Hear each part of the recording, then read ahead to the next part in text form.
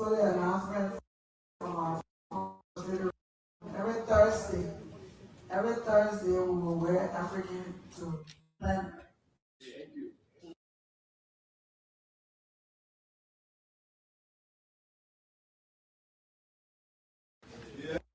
People in the balcony patronize Liberian businesses where African traditional wear will be allowed. We will see Prince Bowie representing Bon County. The 5 people will be represented. Grandpa Maryland will come. Every Thursday is traditional day, and we have to make sure we represent our different counties. No, that's too for Lofa. Alofa, where the confirmation report. The minister can come. We can have start sitting them while we. Sergeant bring the ministers in. They right after the confirmation report.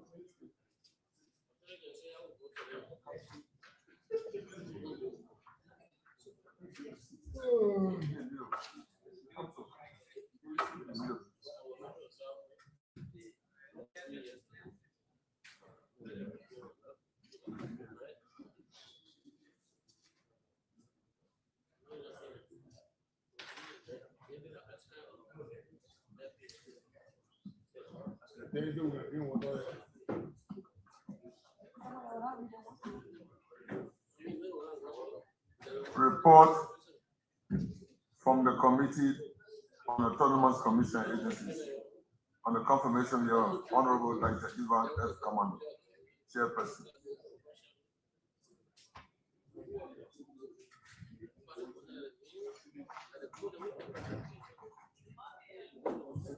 Recommendation.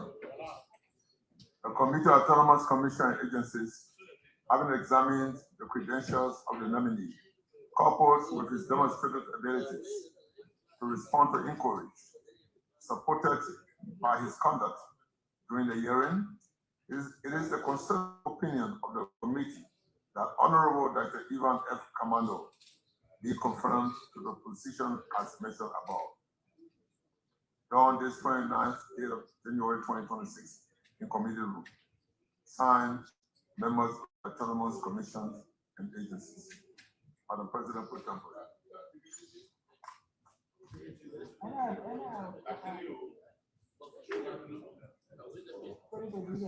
Report from the Committee on Hydrocarbon, Energy and Environment on the confirmation hearing of Honorable Albert N. Ford, Board Chair, Designate, Liberia Electricity Corporation, LEC, Republic of Liberia.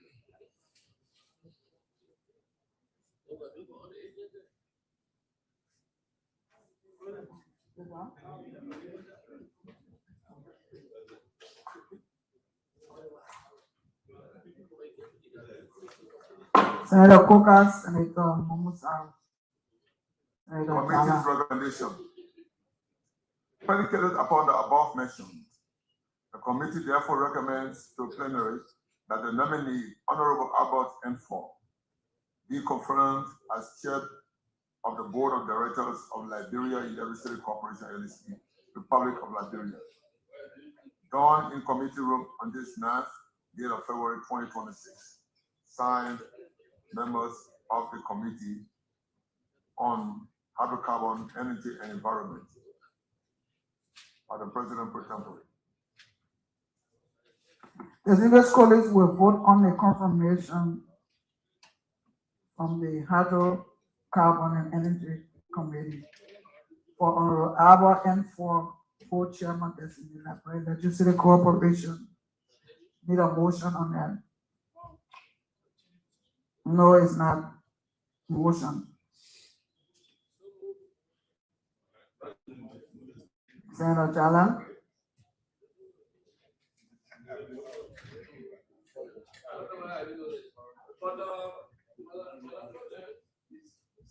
Thank you for the recognition. I will move if second that the confirmation hearing for the co-chair of the Liberia Electric Corporation be done by vote on the record, be endorsed and that will be taken on the record. Before resitting the motion, I ready to vote. Secretary of Senate, we call the roll, vote on the record.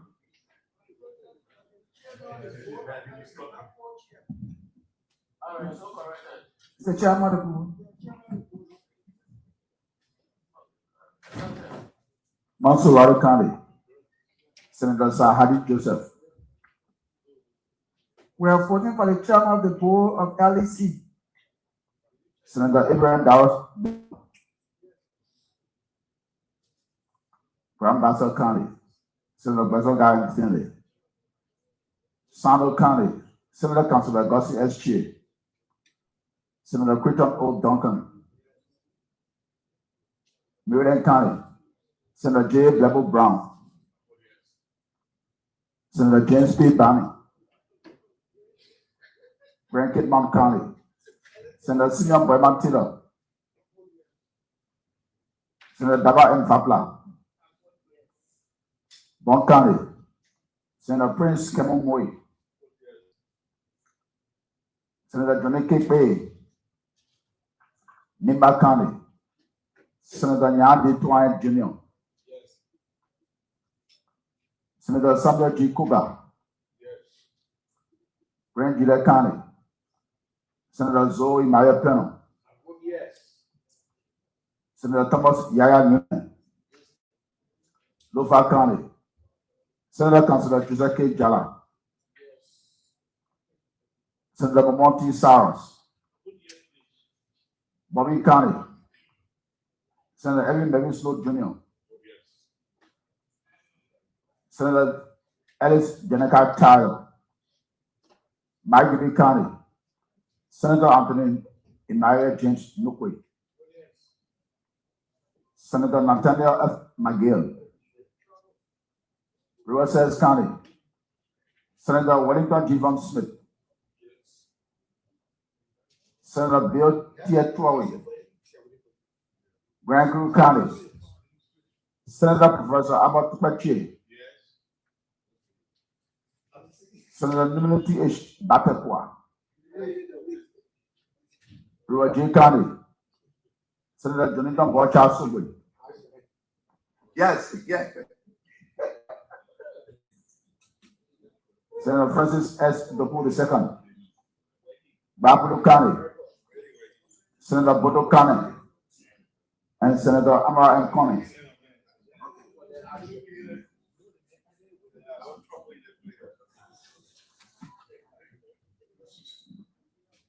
Madam Pro Tem, distinguished senators, 16 senators voted in favor, nominee, none abstained, none against.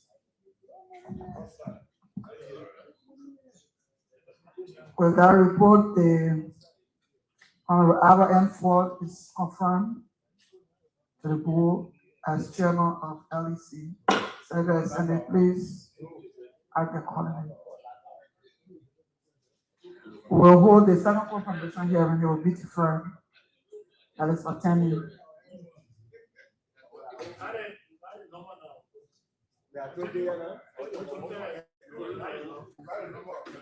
So it will be deferred. We'll start the hearing. Sergeant Arm. This is the President's death, the appearance of Honorable Roland Lafayette Giddings, Minister of Public Works and Rural Development, as it relates to the status of road work across the country. The Sergeant Arm will put the minutes on hold. The Sergeant of Senate will read the letter.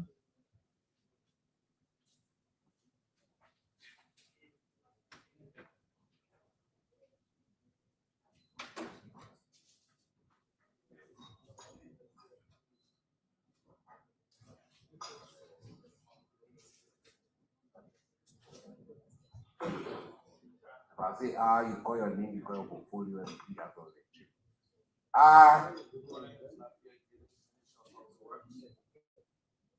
do hereby swear that the testimony I'm about to give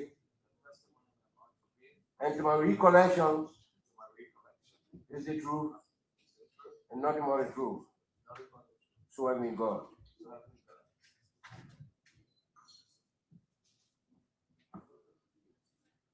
Thank you. Secretary Senate, please read the communication that was sent to the Minister of Public Works. Liberian Senate, January 28, 2026. Honorable Roland Lafayette Giddings, Minister, the Minister of Public Works and Rural Development, Monrovia, Liberia. Dear Mr. Minister, I present my compliments and by directive of the Senate in section. I apprise you that growing concerns have been raised by members of the Senate as it relates to the status of road work across the country. The Senate will have me to cite your appearance before the plenary of the Senate as a committee of the whole on Tuesday, February 10, 2026 at the hour of 12 noon in the Senate Chamber Annex. In view thereof, the Senate requests you to submit a comprehensive status report on all road works across the country to the office of the Secretary of the Senate on or before Thursday, February 5, 2026, for onward submission to the plenary of the Senate in order to be in an informed position before your appearance. Please accept the renewed assurances of my highest consideration and esteem. Kind regards. Sincerely, Secretary of the Senate. Thank you, Secretary Chair. As Chair on the committee, do you want to say something before we hear from the Minister?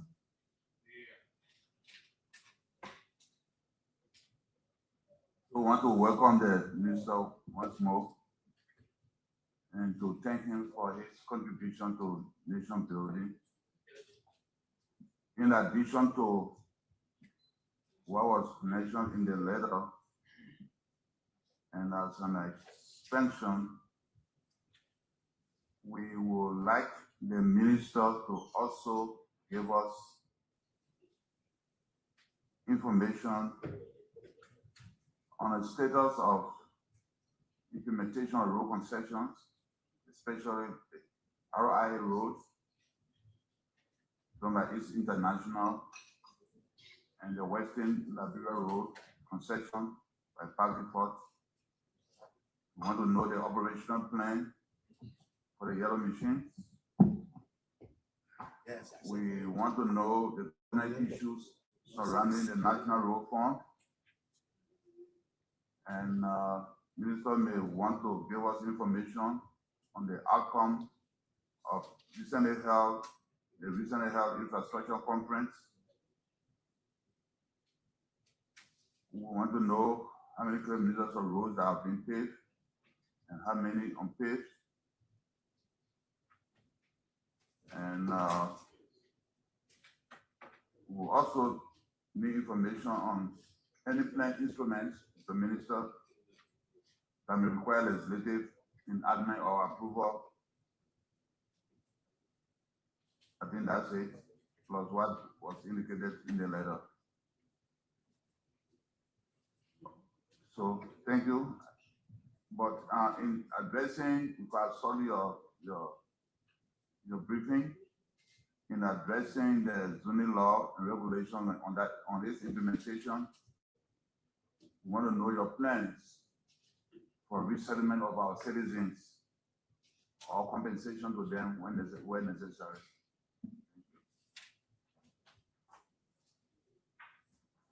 Thank you. Mr. Minister, now you have the opportunity to respond to the communication. Thank you, Madam Putin. And let me take this time, Madam Protem, to say thank you for the invitation and also to the Senate to be able to brief you on where we are with our implementation in terms of President Walker agenda for road development across the country. So it's an honor for me to be here this afternoon to provide briefing. And I'm sure that the chair of the committee has also listed other topics that may not be fully inclusive in the briefing. And we use our opportunity to talk about those issues raised. I sent a briefing note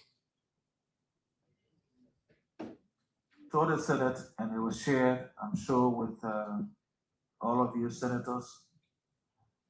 So I'll just run through what I've submitted to provide the update on where we are on some of the road projects across the country. We'll look at primary lateral road interventions, and that is on what we call not the 100-day anymore, it's more than 100 days now, but initial intervention that was made when President Barker took over, and he said no car should get stuck in the mud. And we took that policy statement and transformed it into a project, and that project was executed. So I can safely say that within 2 years, we have been able to create accessibility across the country to almost every part of the major capitals that is accessible now, even though the roads are not paved, but they are pliable. I'm very sure, since you are aware that we can go up to Maryland County now. I'm still knowing that we can go up to Greenville, up to Bopolu, up to Lofa, as far as Minicoma. And so in terms of accessibility in those corridors, we've done that. We're also talking about the constructions that are taking place of some of those major primary corridors, where we are with them in terms of pavement. We also talk about some of the ongoing works that are taking place around the capital in terms of improving the pliability, some of the interconnectivity that we are doing across Monrovia. We'll talk about some of the roads, feeder roads, intervention in the different counties that are taking place. Of course, we highlight some of what the chair highlighted about the yellow machine operations and some of the other things that have to do with the road fund also. So let me start with what we presented to you.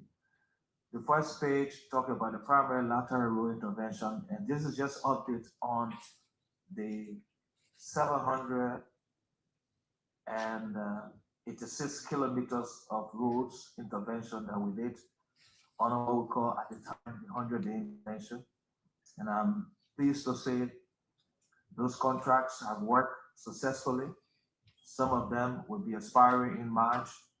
We are still waiting for the budget to become functional as is, so that contractors can go back and do some remedial work on these corridors. And that's Broadway to Bow, Broadway to Bopolu, Buchanan to Saturday Town to Cester Junction to ITI to Greenville, Playwood to Bagleyville, Tapeta to Zorju, which of course is currently, on a contract, Zorju to Kauyekem, Salaye to Vanjima to Foya, and Foya to Minicoma. Updates have shown that those corridors are still pliable, but under the contracts, the contractors would continue to do remedial work until the contract is expired, some of them in March. Those corridors that we don't have any intervention on now in terms of pavement, for example, like the Salaye to Vanjima corridor, we're intending to extend the contract maintenance on that corridor. That is the first update. Also, I'd like to talk about the construction of major primary corridors. Like you are aware, the Salaye to Banga to Salaye corridor, that takes us to Vanjima, the 81-kilometer project. We had to restart that project, And finally, it got restarted. There were donors fatigued to an extent because of the way the project was left undone. We had to salvage the liability of $11 million to the contractor to get them back on the corridor. We also had to pay the balance RAP payment that was required on that project. There was an issue with the loan with the Kuwaitis that did for the National Port of Authority.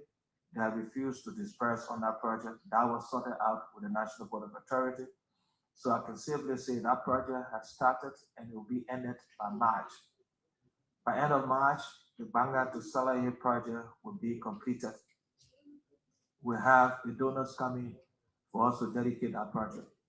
But let me also say that on our trip to Kuwait to re-engage with the donors to fund Salaye to Konya and Konya to Vanjima, I also pleaded with them and made the case that that project was designed as a single layer project and that we needed to do a double layer because that road will become a regional corridor once it is built, and the actual load on it will be higher than what the design is. The donors agreed in principle to fund the double layer of that corridor. So the Banga Salaye project corridor will be sealed with additional layer to take it up to the level where I think it's okay to withstand the axle load, especially being listed as a regional corridor. Let me also say simply that the Salaye to Konya, we've gotten commitment that's 50 kilometers from from 3 of our Arab donors. That is from Badia, they've committed 30 million. From the Kuwaitis, 12.8 million. And from OPEC, another 30 million. So we have committed 72 million to pay from Salaye to Konya. That process will get started very soon. The donors will be finalizing those loan agreements and will be coming to the legislature for ratification for those 3 financing agreements to begin paving from Salaye to Konya. I will also say on this project, the Saudis are in town. We've had conversation with them.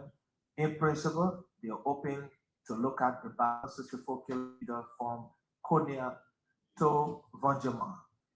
And with that, we can safely say we have funding to go up to Vanjima. Though when they're here for the final dedication of the 81 kilometers, we'll make the final submission to the Saudis, but they are open to fund that corridor. So I can safely say that the 114 kilometers left from Salaye up to Vanjima is then covered. On the Vanjima to Minikoma, as you are aware, and thanks to the Senate also, that participated in the finalization of the ratification of the Pelifort Agreement. The Pelifort Agreement, this particular corridor from Vanjima to Foya, Minikoma, in terms of pavement. So we can safely say, under that arrangement, we have the funding to pave from Vanjima to Foya up to Minikoma. We're also holding conversation with the with eBay, that is the ECOWAC Bank, to also help us fund a portion of this financing on the side of the government of Liberia. So from Vanjima to Foya, Minikoma is covered. On the Ganta Saniquili Yekepa project, which is about 67 kilometers, the first section is completed up to Saniquili.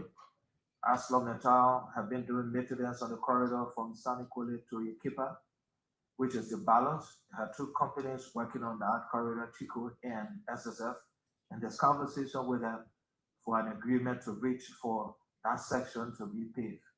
We hope we can get that finalized, and the section from Saniquili to Yekepa will be paved. Saniquili to Lokato, this project stopped because of an issue with the European Investment Bank that we had at the time. Of course, it's been resolved. We work with the African Development Bank to close the financing gap, and the government itself has committed 4 million in the budget as a part of our own funding towards that project. Not just that, that project, the 20 kilometers from Fishtown to Kilibo, and the 80 kilometer from Kalokin to Fishtown, which is not completed 100% yet. So these projects will get started. The Saniquary to Locato have started already. It's about 85% complete. So we're hoping that by half of the year, this project will be completed and dedicated. We have just less than 4 kilometers to be done, but a major section is the bridge work, which of course will be completed. So this project is safe for completion. Contact to Saclay. This project is Sikram 1, 39 kilometer. It has restarted. It was also one of the trouble projects that, because when we took over, we were owing the contractor $4 million. The contractor had demobilized from the corridor. So we had to first pay that money and get them to remobilize, which takes a lot to happen. The reason was we dropped the ball on the project. When we took over, it was at about 19 kilometers. So the contractor has rezoned, and to date, we are about 26.5 kilometer pavement is still taking place. We also have a conversation with the World Bank to see how they could step in to close the gap on the additional financing, because this project is financed exclusively by the government of Liberia. And the conversation seems to be in that we'll get the additional financing. Let me also say thanks to the Senate for also ratifying the additional financing for the project from Saclay PA to Tapeta. And if you drove on that corridor now, you see that we are almost 100% complete. It's just a bridge that needed to be finalized. The next project is Tapeta to Tostown. Tapeta to Tostown is under the RECAP project, which is the Rural Economic Transformation Agriculture Project. This is agriculture funding being used to pave primary corridor, 40 kilometer, financed by the World Bank. The contractor, SECO, has been hired and has mobilized, finalizing the design to start pavement. So we'll start paving very soon. If works, actual physical work does not start this dry season, it will start next dry season. By October, November, you see pavement in that corridor from Tapeta to Tostown, which is 40 kilometers. From Tostown to Zwerju and to the border, 85 kilometers. That process has been finalized in terms of procurement. It is at the World Bank now reviewing it for final no objection, so that the company that has been submitted to be the contracting firm is confirmed by the World Bank. And we're hoping that by dry season, next dry season, by October, November, you will also see pavement in that corridor from Tostown to Zwerju and to the border. So we can safely say up to Zwerju, we have funding to cover pavement and work will start by dry season. From Zwerju to Tapeta, towards Fishtown, from Zwerju to John Davis Town, which is 48.5 kilometers. This project is funded by the African Development Bank. We've already finalized the procurement document, and design is at the bank for the bank review and no objection. Once the bank issued no objection, the procurement process will start to get a contractor to pave that road. We're hoping that between now and the next dry season, the contractor will be secure and mobilized in the corridor. From John David Town to Putuken Kilibo, which is 61.5 kilometers, we've already completed the process.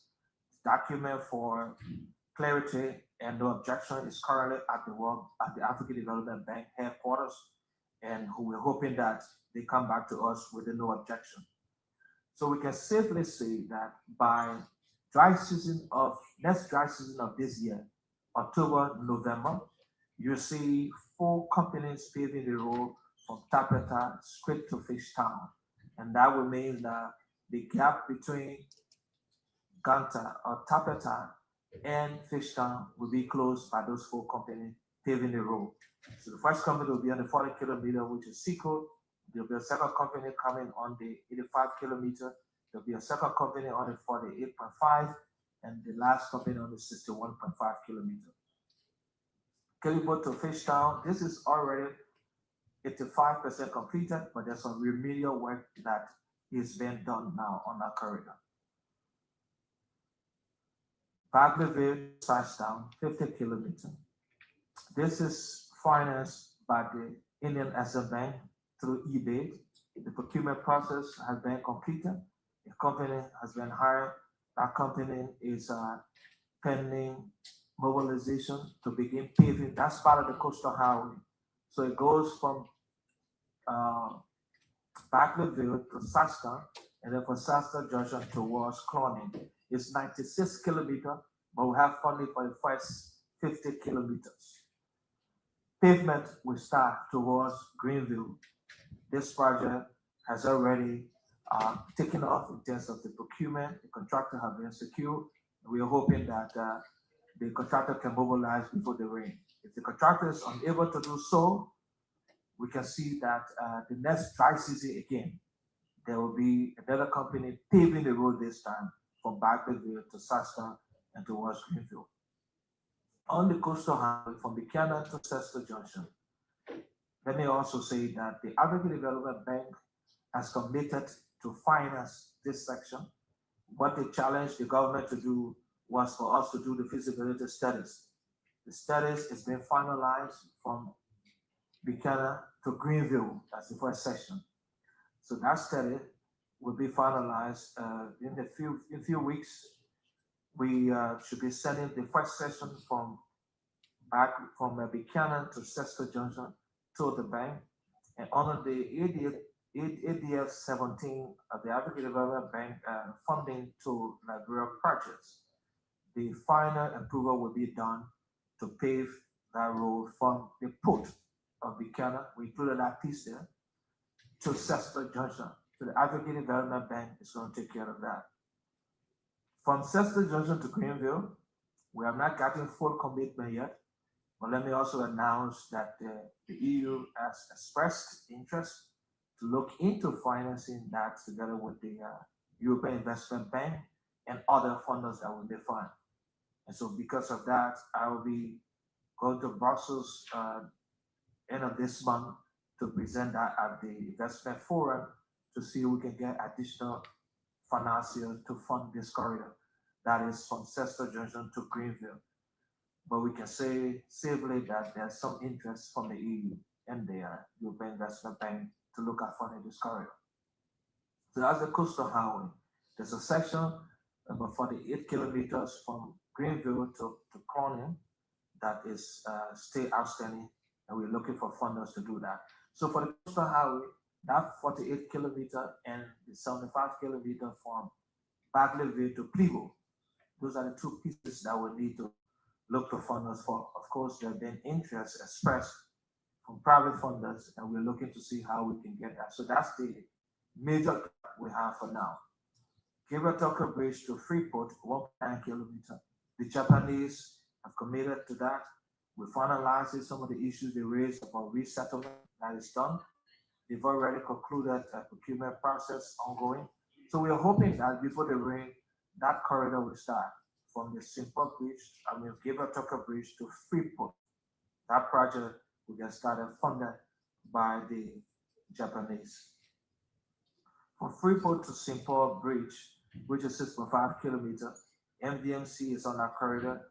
You can remember when I came here one time to the Senate to speak about this project, you asked me whether we could get the contractor to restart when the contractor was already dispersed close to $4 million and no work was done at the time.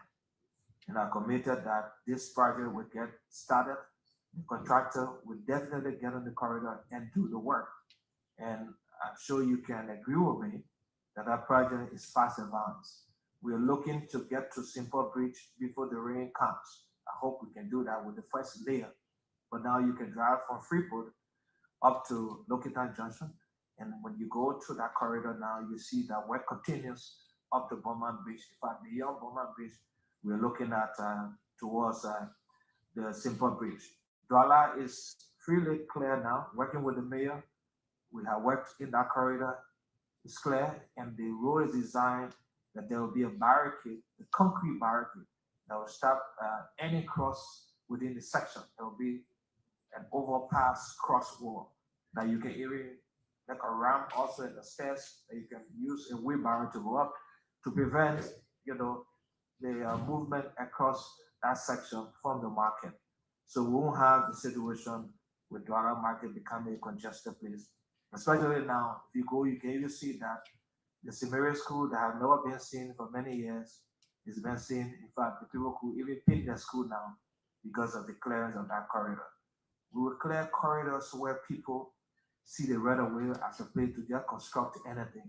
And that is one of the things that we do. Clay to Simple Bridge to Clay and to Bowater side. The proton, not the proton, sorry, the former proton, yes, or the chairman for the committee of Public Works, the chair asked about that under the payment for arrangement. Like you are aware, you sign off to this PPP arrangement on the payment for. So the contractor is currently mobilizing. If you go along that corridor, you see that they're already constructing the campsite. They've already submitted to us a list of equipment that should be brought into the country. We've already written the LRA to provide duty-free. So as far as I'm concerned, clearance of the equipment have started. We're hoping that that project can get started before the rains from Simple Bridge to Clay. Also, on this arrangement, it is the corridor from Minikoma to Foya, Vajama. That is also on the 34 arrangement, which is a part of what is happening. So to date, the contractor started building the campsite in terms of mobilizing, getting the equipment in country. We provided the duty-free privilege already to get through the LRA. The next slides just show you some of the projects that have been done and completed using the map. On some of the priority projects that require funding, the second map, I want to talk about that. On the Broadway Bopolu corridor, let me also say we signed a non-binding MOU with the WHBO. It's a company out of South Africa that have done the studies, and we also included Tubman Borough to Solme, Broadway to Solme, and Solme to Bopolu, and then Bopolu to Kolahon. We're looking at two ends, either Kolahon or Vahon. They've done the studies already so that we are able to connect Bopolu to Lofa by paved road. Of course, that will allow you to go to Lofa in a shorter time as compared to going through central Liberia, Bom, Salaye, and Vajama into Lofa, as you can do normally. So that study is been finalized. The company should be submitting that to the Ministry of Public Works in the next week or so, and then we take off on that. Like we said, instead of looking out to just donors to fund our road network, and let me also announce that the government has passed on a PPP policy that we are now using to engage private financing for investment in our road sector. The heavy lift that's required to build our road cannot just be done by donors. Over the last 40 years plus, we have not done more than $2 billion in terms of investment in the road sector. And I think it makes sense for us to look to private finance here. So with the PPP policy, that is happening now. So Broadway Bopolu is being considered, and we'll be coming back with, again, another arrangement to look at private public partnership financing for that project. We also have the battery factory to Capitol Hill, which is about 12 kilometers connecting that by a bridge. We do not have any commitment yet on that. We are still looking to that. Cassidy Boulevard to 12th Street, let me say that we have a company that have already finalized the studies on that corridor, and will be submitting that to the Ministry of Public Works, and that they're able to pre-finance the construction to build a connection between Cassidy Boulevard and Singa and Fiamma. This, of course, will be built with a toll system in place.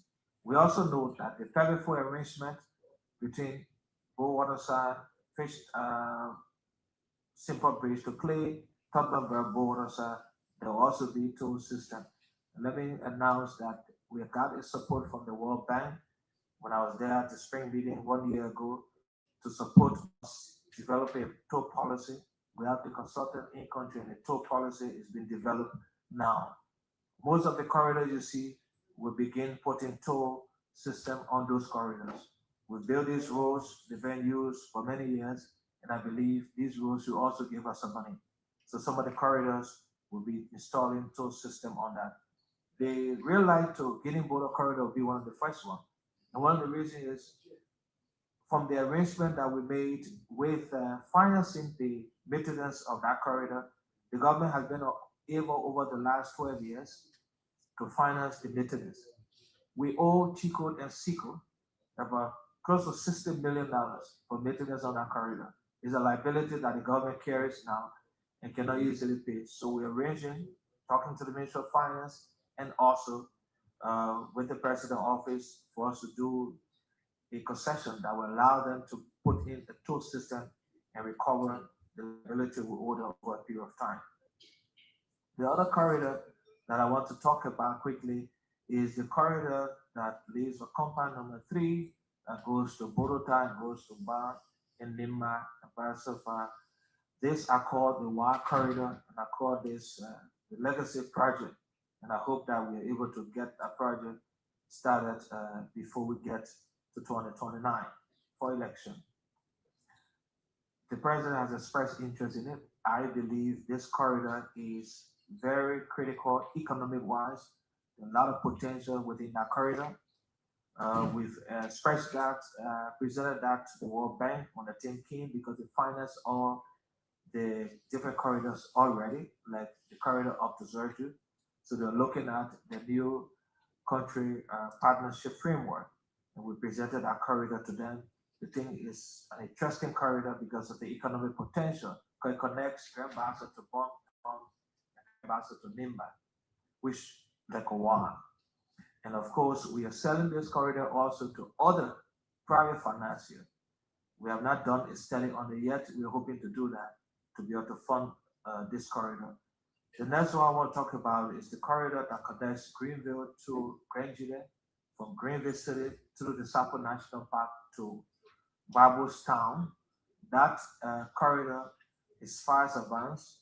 There was a private financier that submitted to us an interest, expressed an interest. That interest would transform into a non-binding MOU. That company did the full study on their own. They financed that. Submitted to the Ministry of Public Works. It's 171 kilometers, 74 kilometers. We've already gone fast with that. We reviewed the document, reviewed the design, submitted to the President office, and IMCC was set up. The IMCC is currently deliberating that proposal to connect Greenville to Zerju through the Sapo National Park, which I believe will also enhance tourism. This project is also a very important project. Besides that, the entire logging concession in that area, and also with the upcoming Putu arrangement, will also facilitate accessibility through the Sapo National Park. On to other ongoing project quickly. We are also doing work in Foya City Streets, the Venezuela Complex bypass currently, and I'd like to talk about this. We're trying to create what we call interconnectivity within Monrovia. And because of that, we are now connecting Escalade Boulevard to Paco Island to Peace Island, of course, through the Allison Streets, also through the Oro, through the towards the airfield, and then we are now ranking out around Rototown. The intent is to make sure you can drive from Painesville on that corridor without getting on the Tottenham Boulevard. We've seen it, it can happen, we're already doing it. So we're gonna do a road around the airstrip that will go to Rototown, and then you go to Fiamma to Jalatan to Monrovia, Central Monrovia. So you can come from Painesville and don't have to get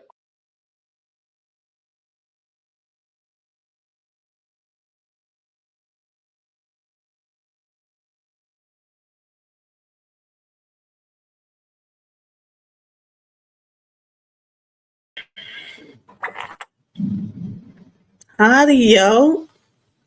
Hey, you guys.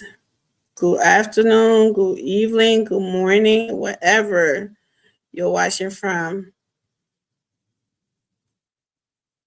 Thank you for being here. Thank you for watching us. Thank you for being with us.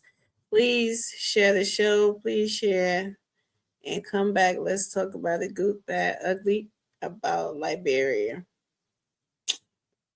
And there you was listening to some good stuff that is happening in the country concerning our roles.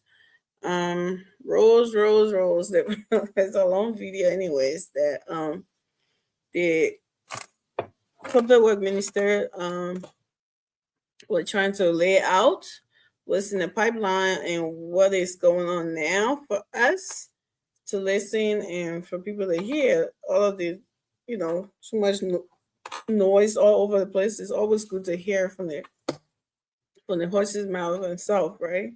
So hold on 1 second.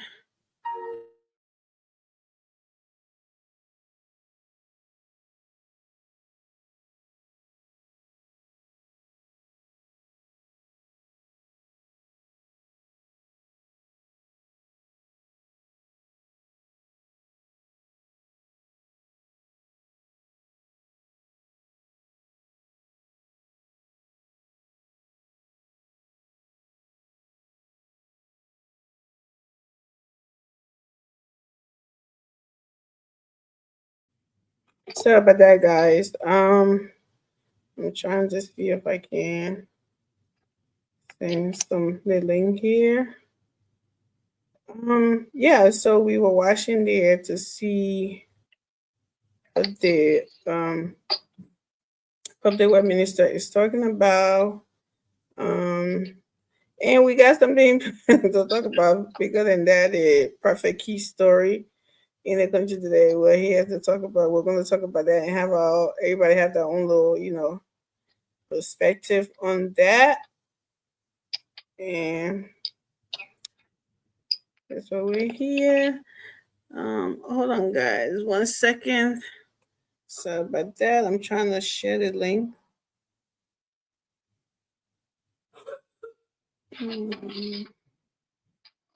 Hold on. Sorry. There's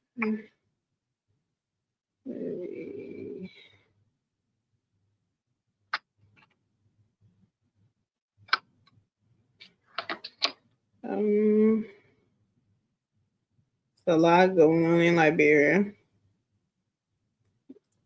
Fun never stops. And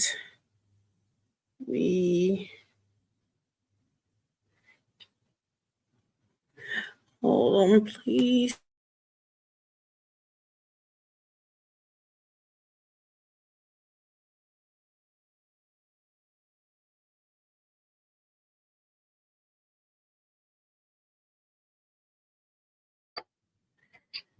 Hey, Morris, welcome back, dude. How are you? Mashup territory. What's up? How you doing? Long time. I know you left us here. You went to Liberia. You're back. So yeah, we're here. Tell us about it. Tell us all about it. Well, I'm trying to set this up.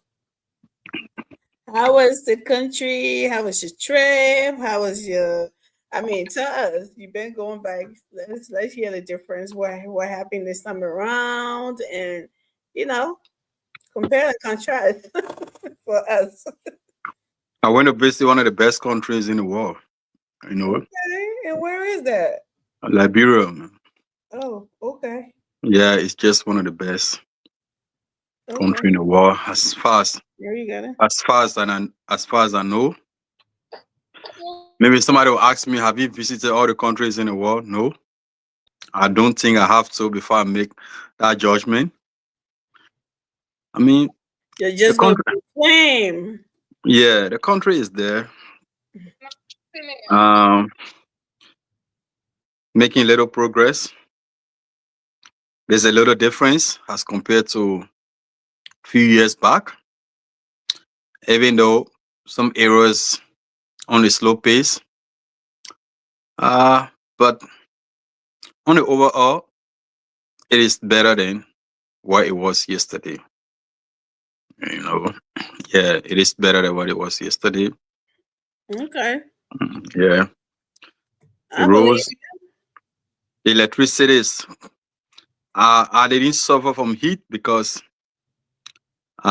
through all the time I had AC to my house.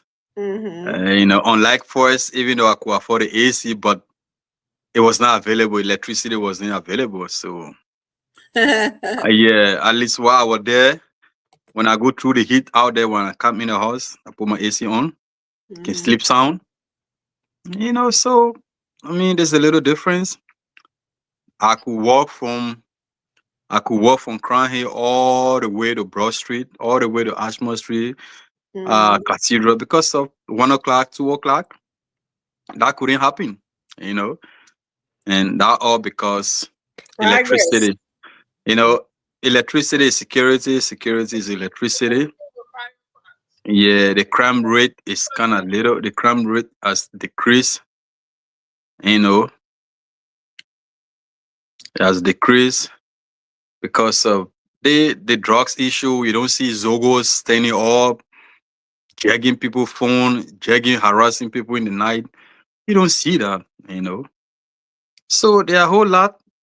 Of course, there are still some areas that the government as a country is still struggling. But some areas there are a lot of progress in many other areas, you know. Yeah, we But can see. since I'm not a guest, I just You're not like, but no, right now, you're more of that. You're sitting in that guest seat right now, okay? Because we want to know from everybody who comes from Liberia, right, tell us what is going on, right? In the right. country. We want to know. We're not there, even though we're seeing videos every day, but we Mm-hmm. also want a first-hand account, Yeah, you know, no. of what is going on. So it's a good thing. Teray just came back. Well, Teray didn't stay long, so and Yeah. he didn't stay much, but the 72 hours he spent there, he had his own account. It's kind of similar to what you're saying, right? So Mm-hmm. we gotta correspond to the stories, and unless I guess it depends who you talk to. Yeah. If it's the in denial, even though you're seeing it, but people are saying they would say something else. But some behind closed door, they would tell you that yes, this is going on, this has changed, this has. But when they come on the platform, no, I cannot say that on the platform. You know what I mean? I can't make them know that, you know, that kind of mindset. But anyway, that's what you're here tonight to let us know. You're not a Yeah, guest. yeah, We just but want to let people know where you've been, you know, and what you've been but doing. right. The thing here is that, like you said, it depends who you talk to. It's true, but there are just some things. It is clear. Clear, It is clear. absolutely clear. Say for instance, right? I live on Nipple Street from the early part of 90s. From the 90s, we live on Nipple Street and stuff like that, all the way Nipple Street Road. It came a time, it became like a dusting road, like a cracky road, right? As we Mm-hmm. speak today, I was there in my press. As we speak today, in my present, Nipple Street Road is almost in completion. I was there. That's something that if you go there today, you see it. It's there. So that is not. It's not. When you give an account of Nipple Street Road, it does not depend on who that person speak. You just have to say it. Nipple Street Road is quota fully, you know. So there's no other way. There's no other way. The electricity, it's not 100%. It's not how we want it to be, but it is better than what it was yesterday. So when you give an account of the electricity, it does not depend on who you are. You understand me, right? You just Mm-hmm. have to say as it is. The streets, the street lights, the solar panel is working, is effective. Every night it comes on. Whether electricity is on or not, the street lights comes on every night. So when you give it an account of the street light, it will not be depending on who you are. You will give it. You will say it is what it is, right? So there are some things you cannot sugarcoat it. You will say it exactly the way it is.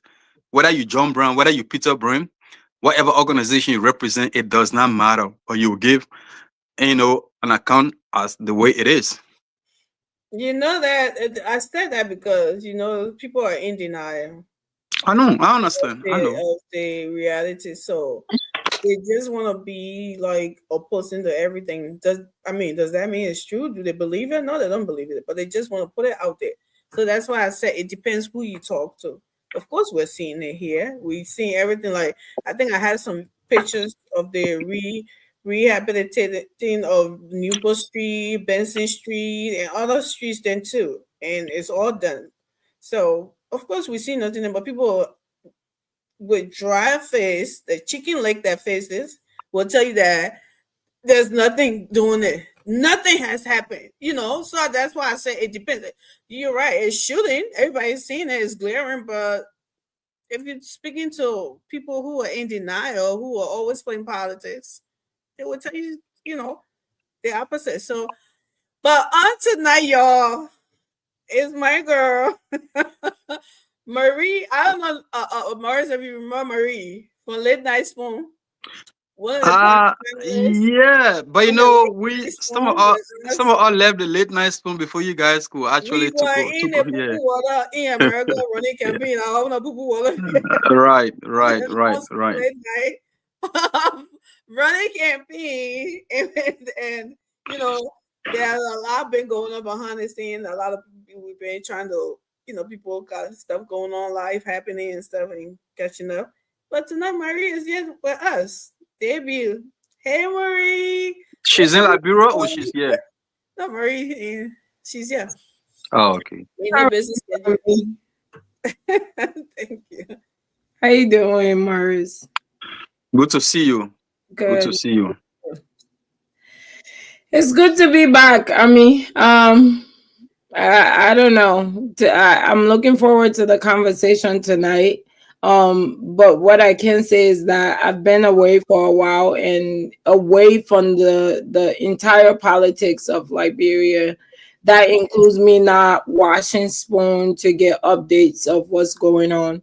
But I have a little bit of knowledge of individual situations. So I'm looking forward to giving my view on the topic tonight. Because you were there. Marie was there when? Last year? Yeah, I was just in Liberia as well. I wouldn't say just. I went in April and came back in June. So I spent approximately 2 months there.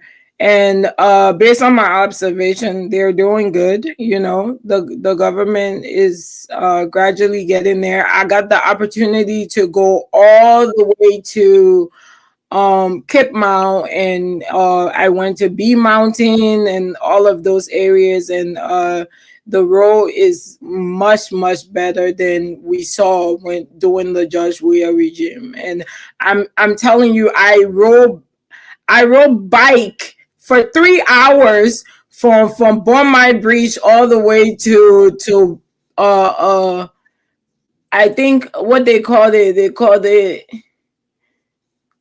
to be mountain there, man, where their workers work. I don't know, they call it wedding camp. And it was amazing because the bike took me there. It was an amazing experience. And I got some recordings of the road and, the condition of how things have changed. A lot of people feel like things have changed as well. But, politics within our African nations is always going to be biased, and people speak based off of their interests. And that's just what it's going to be. Absolutely. Amanda, you're driving. I don't know if you want to come back when you park, or you still got. I'm always packing. I'm in the packing already. That's why. Okay, so cool. Yeah. Yeah. So welcome back, Marie. At least Amy's not the only one. So guys, I know there's a lot going on, and we can do like a freestyle, whatever. But tonight, I want to also talk about what's going on at Temple of Justice. Where so let me just what is he called himself, the most popular Liberian man? Huh? The most popular Liberian man Prophet Key. With it, I just want us to. I know a lot of people are saying, a lot of things that this and that, but I just wanted to get our views on there because it's something that is. I know a lot of people seen it as nothing. We all are, but let me save my view. But let me play this video so we can see and talk about it afterwards. We started right here.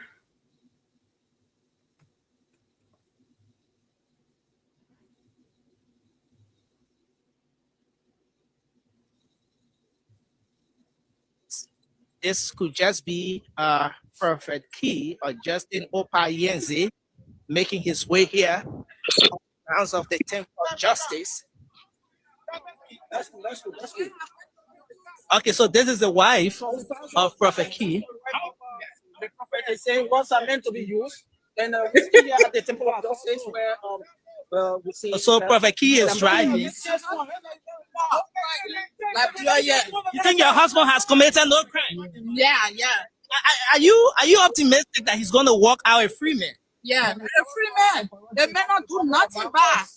Yeah, they may not do nothing bad. Well, I meant to be used. No kidding. A lot of people say those words and the way they're being used are offensive to other people. Okay. Yes. Ladies and gentlemen, boys and girls, first thing first, Liberia, you cannot be corrupt in Liberia. Liberia is a free country. You are Bro. So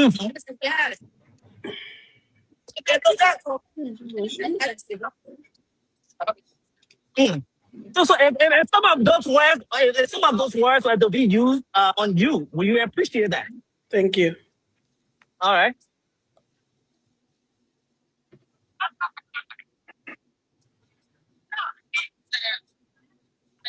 Nessie, are we calling this?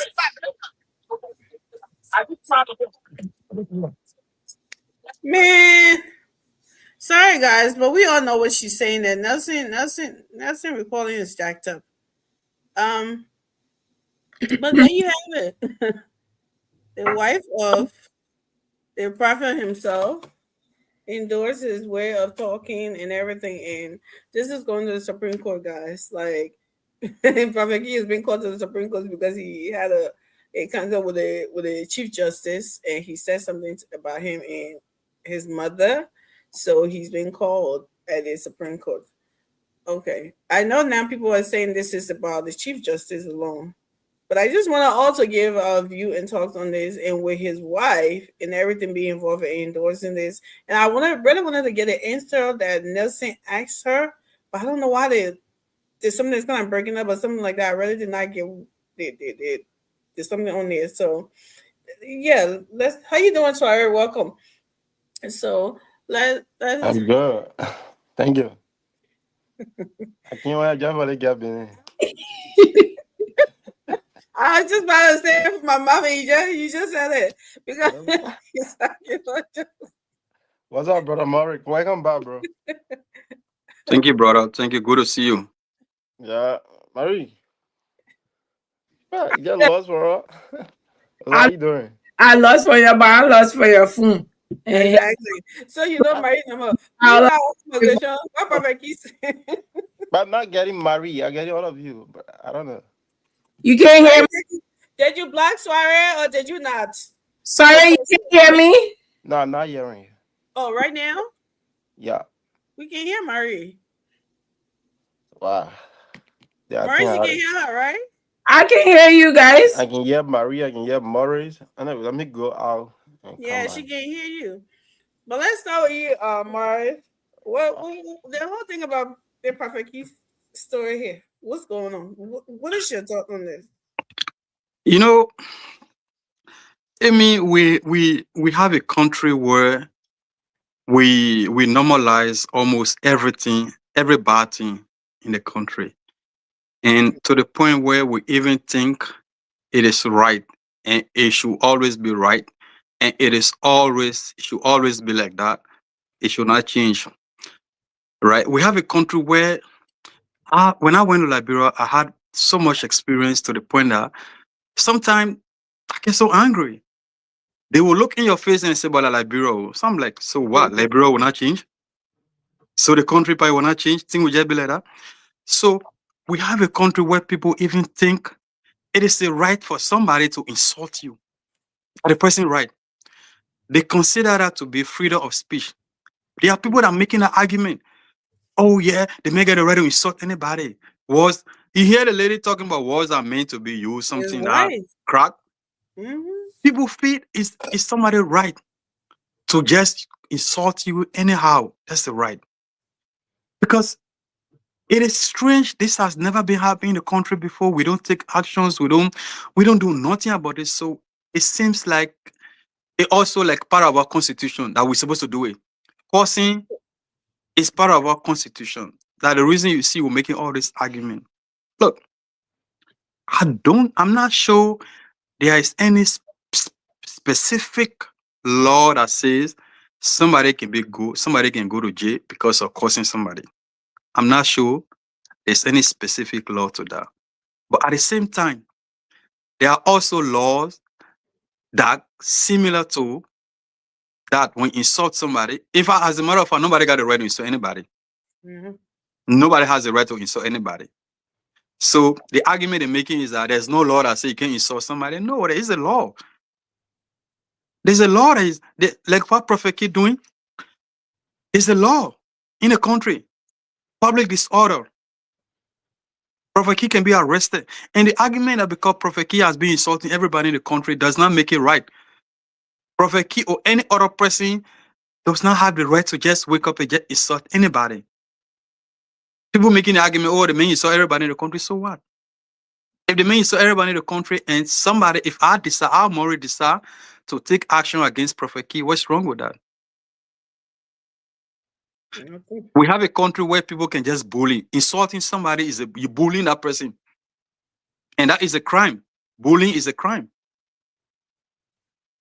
When you insult somebody, when you create discomfort, distress for somebody is a crime. You can go to jail for that. You can be sued for that. So this argument people making, oh, there are no law that say you can't insult somebody. No. When you insult somebody, man, you're causing discomfort for the person, distress. There's a crime. You bully the person, there's a crime.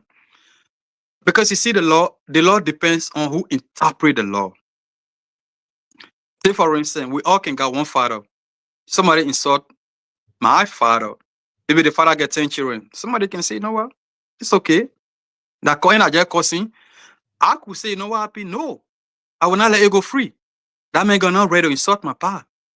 I will take action against. I have that right to take action against that person. That's my right to take action against that person. That's why some countries have laws that you cannot insult religious leaders. You cannot. It's in their constitution. You cannot insult leaders of that country. Because while they know that, there are people that follow some of those religious leaders, some of those political leaders, some of those national leaders. And those people are loyal to those people. By just insulting that you're creating, they can come after you.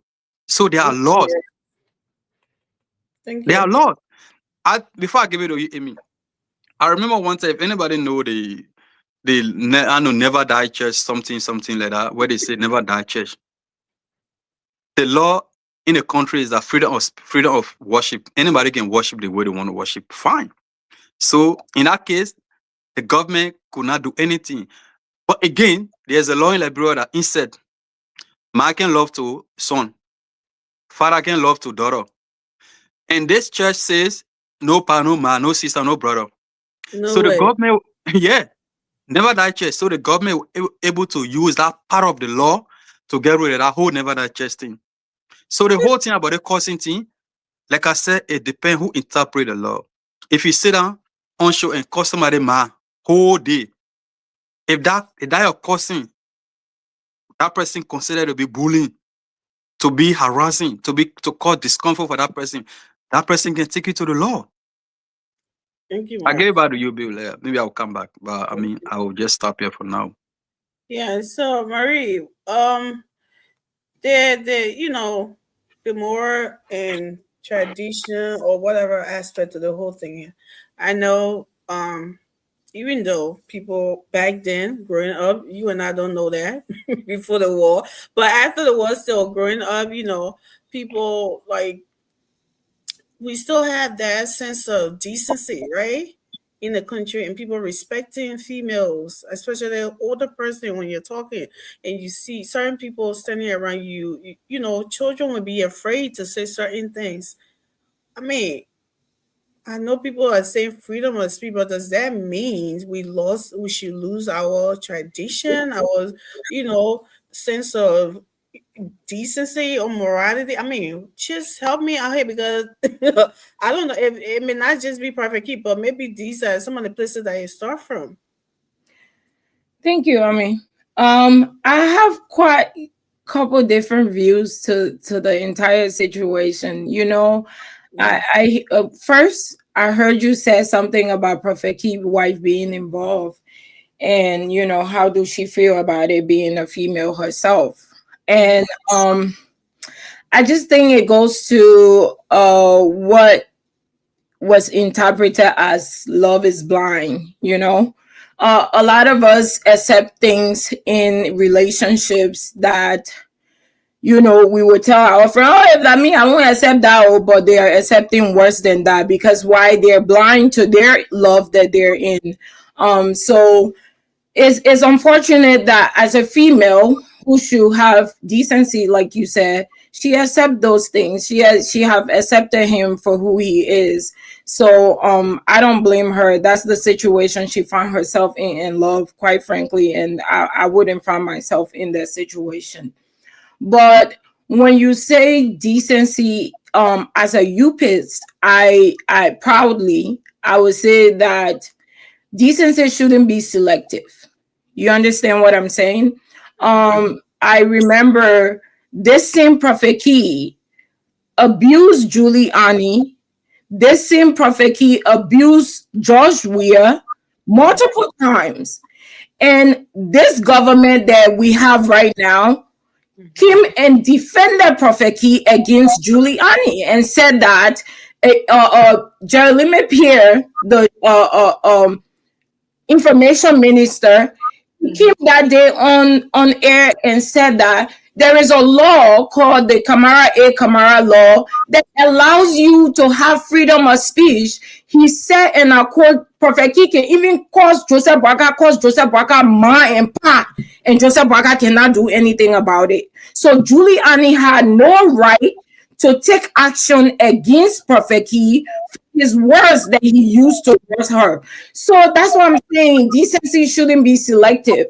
If Liberia wants some form of decency to be back in the society, it should be done generally with everybody. If it was wrong yesterday, it should be wrong today. If it was right yesterday, it should be right today. They did nothing about it yesterday. Why are they doing it today? I'm not saying it's right. He's wrong. For instance, Prophet Key have the freedom of speech based on what the information minister told for the Camara law. Now, if you're telling me the justice minister is suing him based on bullying, like he said, then he have to have a tangible reason and evidence towards the cyberbullying situation. If you're telling me, because I watched the video, I didn't listen to you playing the video here, but I think I saw it somewhere, and he accused him of being corrupt. Say, for instance, the justice minister say, you know what?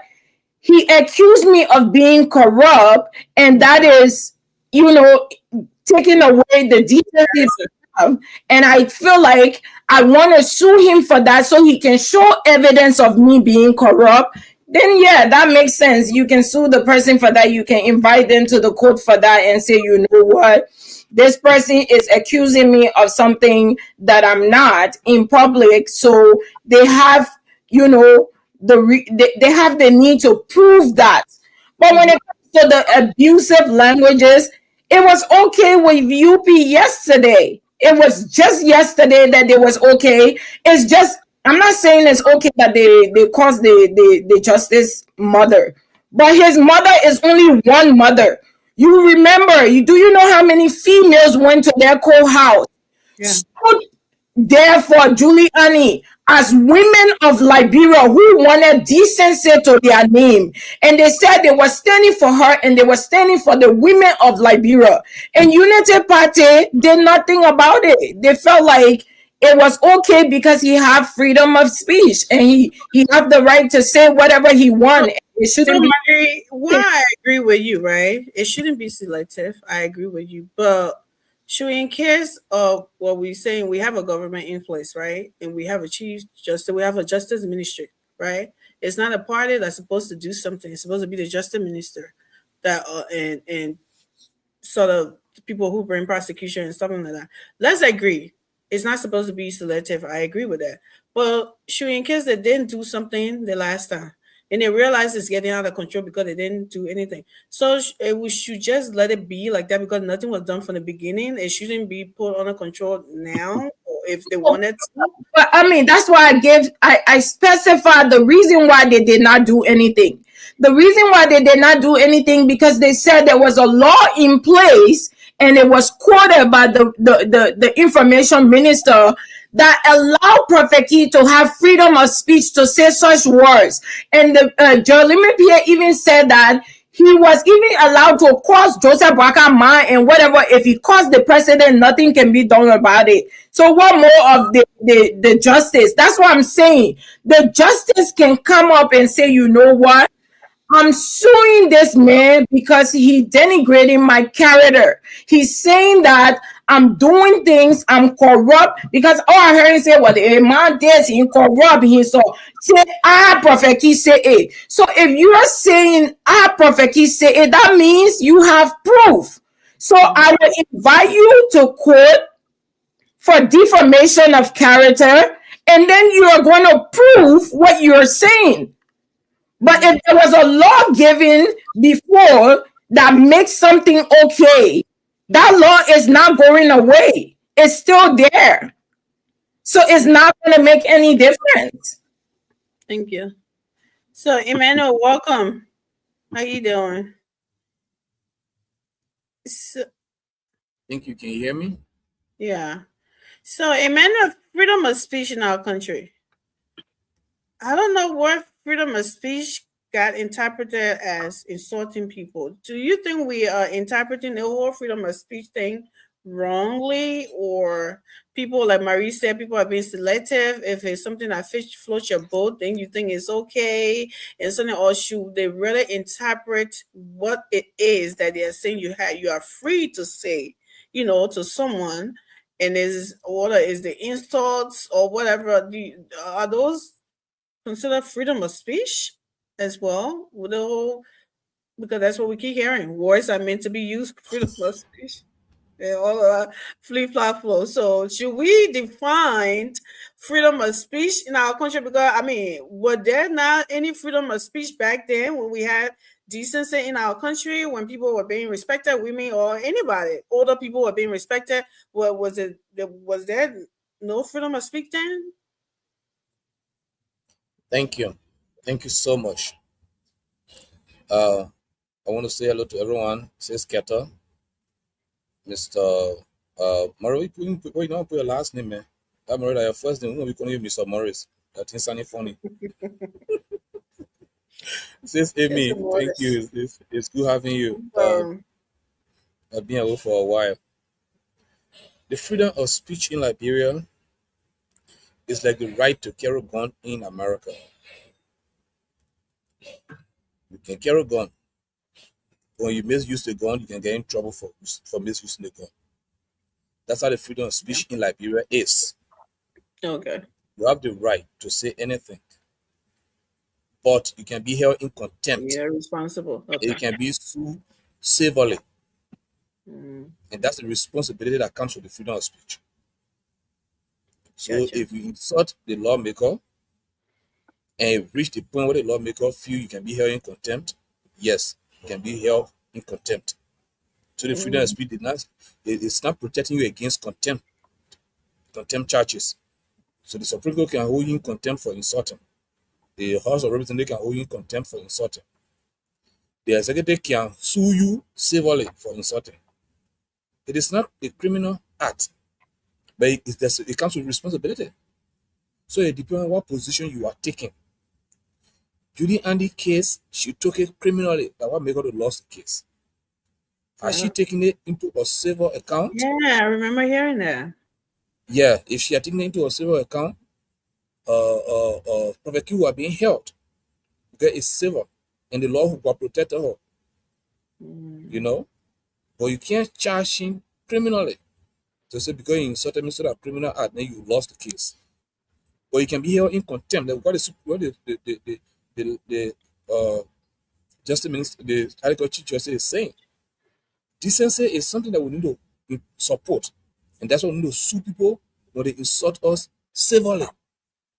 When somebody insult me and I feel hurt, I can go to court and say, they may insult me. I feel bullied. People laughing at me at my work. People laughing at me at home because of the way he insulted me. The court will hold him for insulting me. But I can't say because the man insulted me, I hold him for defamation. I want you to charge him. He pay $1 million for insulting me. They will not hold him. You lost that case. So that's the difference that I want to understand. They just say you get a gun, like I see the issue of the gun. You can't say because you get a gun, so Amy disrespect me, boo, I shoot her. Or I go to Amy and say, Amy, I want you to shoot him. Say, no, boo, now I shoot her. That's not what the gun is for. The gun is there is that if you are attacked, to protect yourself. That's why therefore that's the same thing with freedom of speech. You shouldn't be afraid to say anything to Joseph Bogai. You shouldn't be afraid to say anything to Jeff. You shouldn't be afraid to say anything to Ellen. You shouldn't be afraid to say anything to any government official. You are protected. But it didn't say you should insult them. If you insult them and they feel hurt, they can hold you for 2 charges, civilly and contempt. So I want us to understand that first before we move forward. The issue of the way we see it, that's Liberia's issue. That in fact that's political issue everywhere in the world. People in America who are Republican, they don't see what Trump doing wrong. You know the Democrat will say it wrong. And if the Democrat were doing it, you know the Republican will see that it's wrong. It's simply in Liberia. Anything anybody doing, CDC can say it wrong. Anything CDC doing, anybody can say it wrong. So that part is part of life. You can't take it out.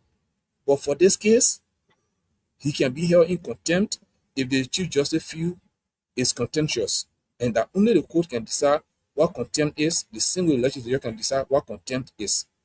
So there we are. Then that's how I see it. And the law is there. If I have means to share, I will share it with you. Read the Abdullahi Kamara law and read the Article 15 of the Constitution of Liberia. It says that clearly. So I mean, the Chief Justice, the Minister of Information that Maurice said, if he said that, then I mean, you're misleading the public. The Justice Ministry, it was not the Minister of Information at the time, it was the President's legal advisor, Bushman Keita. And he was right. It sounded political at the time. Yeah, he the one said, you can't hold Prophet Key criminally. And he was right, you can't hold him criminally.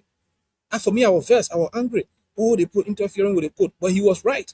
I felt hurt because I feel that the woman not getting her right. She's not getting, she's not getting defense for hurt. But she took the wrong position. So Bushman Keita was right for saying you can't hold a man criminally. If she had gone civilly and anybody has spoken, they will know the person wrong. But actually what Bushman Keita said was right. Even though it may sound political because Prophet Keith quoted them at the time, but the position he took was the right position, that was the law. That's my position on that. I don't support him, but the position was right. You can't, that's a reality. Thank you. Sorry. Yes, sir. Your brother Key. What we doing with him? Why you staying with the whole thing? What do you mean, my brother? My brother Key. Be brother. That's good. Yeah. Yeah, thank you. Let me say. I want laugh at soiree, small soiree. Yes, sir. No different. You and I may look alike. No different is that you get here. They may not get here. Yeah.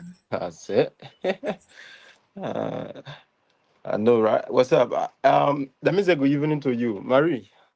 It's been a while. Please to our thing that go. Tell Marie no more. But you know, Marie, married 2 years now, if I'm not making mistaken. She hasn't been available. WhatsApp, and to any platform. But I'm glad that we are back to discuss Mama Liberia. And basically, it's a good thing that we're talking about Prophet Kia today, which has been one of the training issues in Liberia. And for me, I have my own perspective on this issue about the law and that of the morality aspect. It comes with two things. We'll talk about the law, we'll talk about morality and our culture, and looking at the kind of a generation that we have that is coming. Because for me, I already consider that we as generation has already lived, if not 70% of our part of life, but we live a huge portion of our life. So we're looking at generation to come. So from the aspect of morality, you want to condemn some of the things Prophet Key says. But in Liberia, we always talk about law and law upon law. We try to, induce some law into that country that will even repeal or that will even be, let's say, that will even not correspond with the existing laws that we have, right? Somebody talk about the Abdullah Kamara Act of law that the representative passed, and basically that talk about decriminalizing speech, right? So if you heard the then, I think state the legal advisor to the president talking about criminally you cannot hold somebody, but I mean there's a whole lot of issue about there's not a law, there is the law. But I just want to address the issue from the more morality aspect, because when we talk about the law, everybody has their own. I don't want to be a lawyer tonight, right?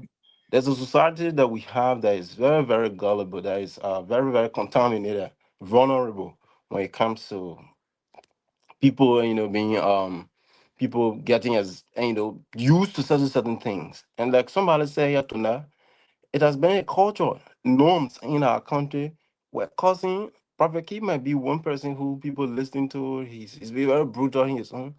But insult is something that we practice on a normal basis. Today now is Prophet Key.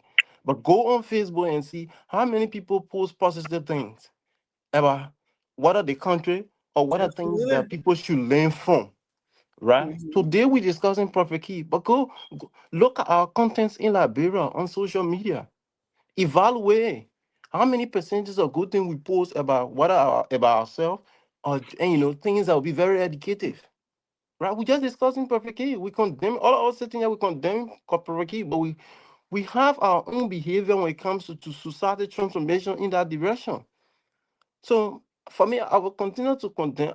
Look, we should not burden blow on certain things. We want to see the kind of a unique society that we all, always aiming for, always talk about. But there are certain things we have to work on as Liberian.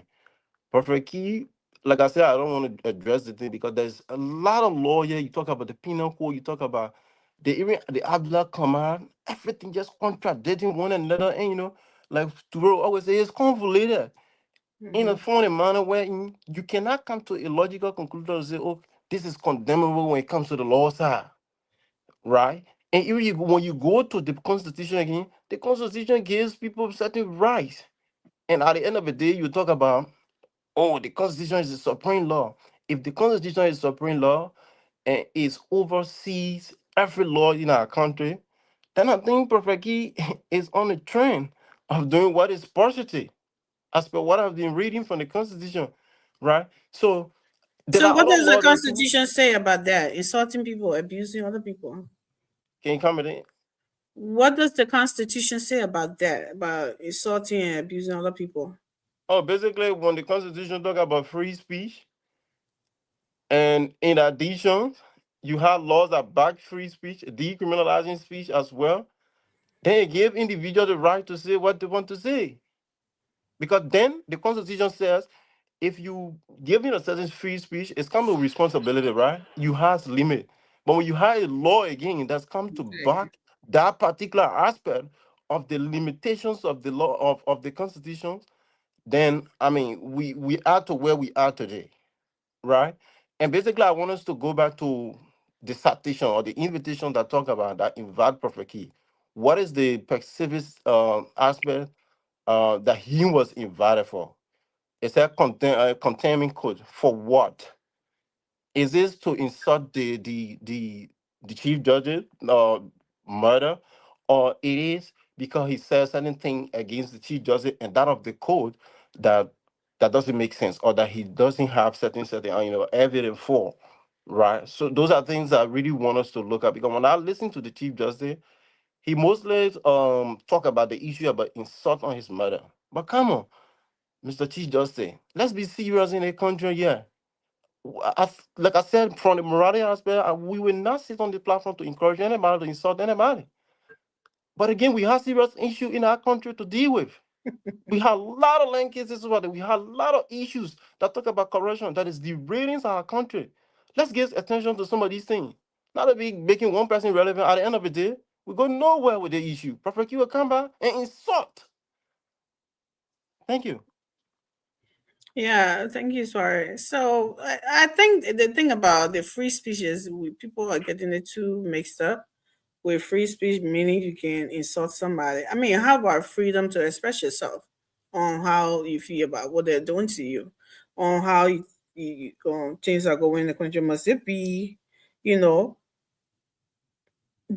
Must it be insults? Must it be forget about the free speech? I'm pretty sure that constitution was only when our country, because Africa as a whole, our tradition and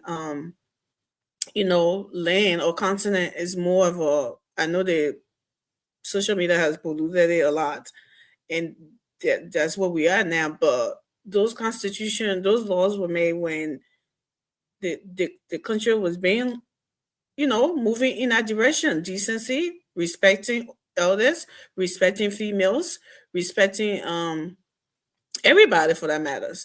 And I don't think that whatever with the time that the Chief Justice taking, I understand what Suarez said.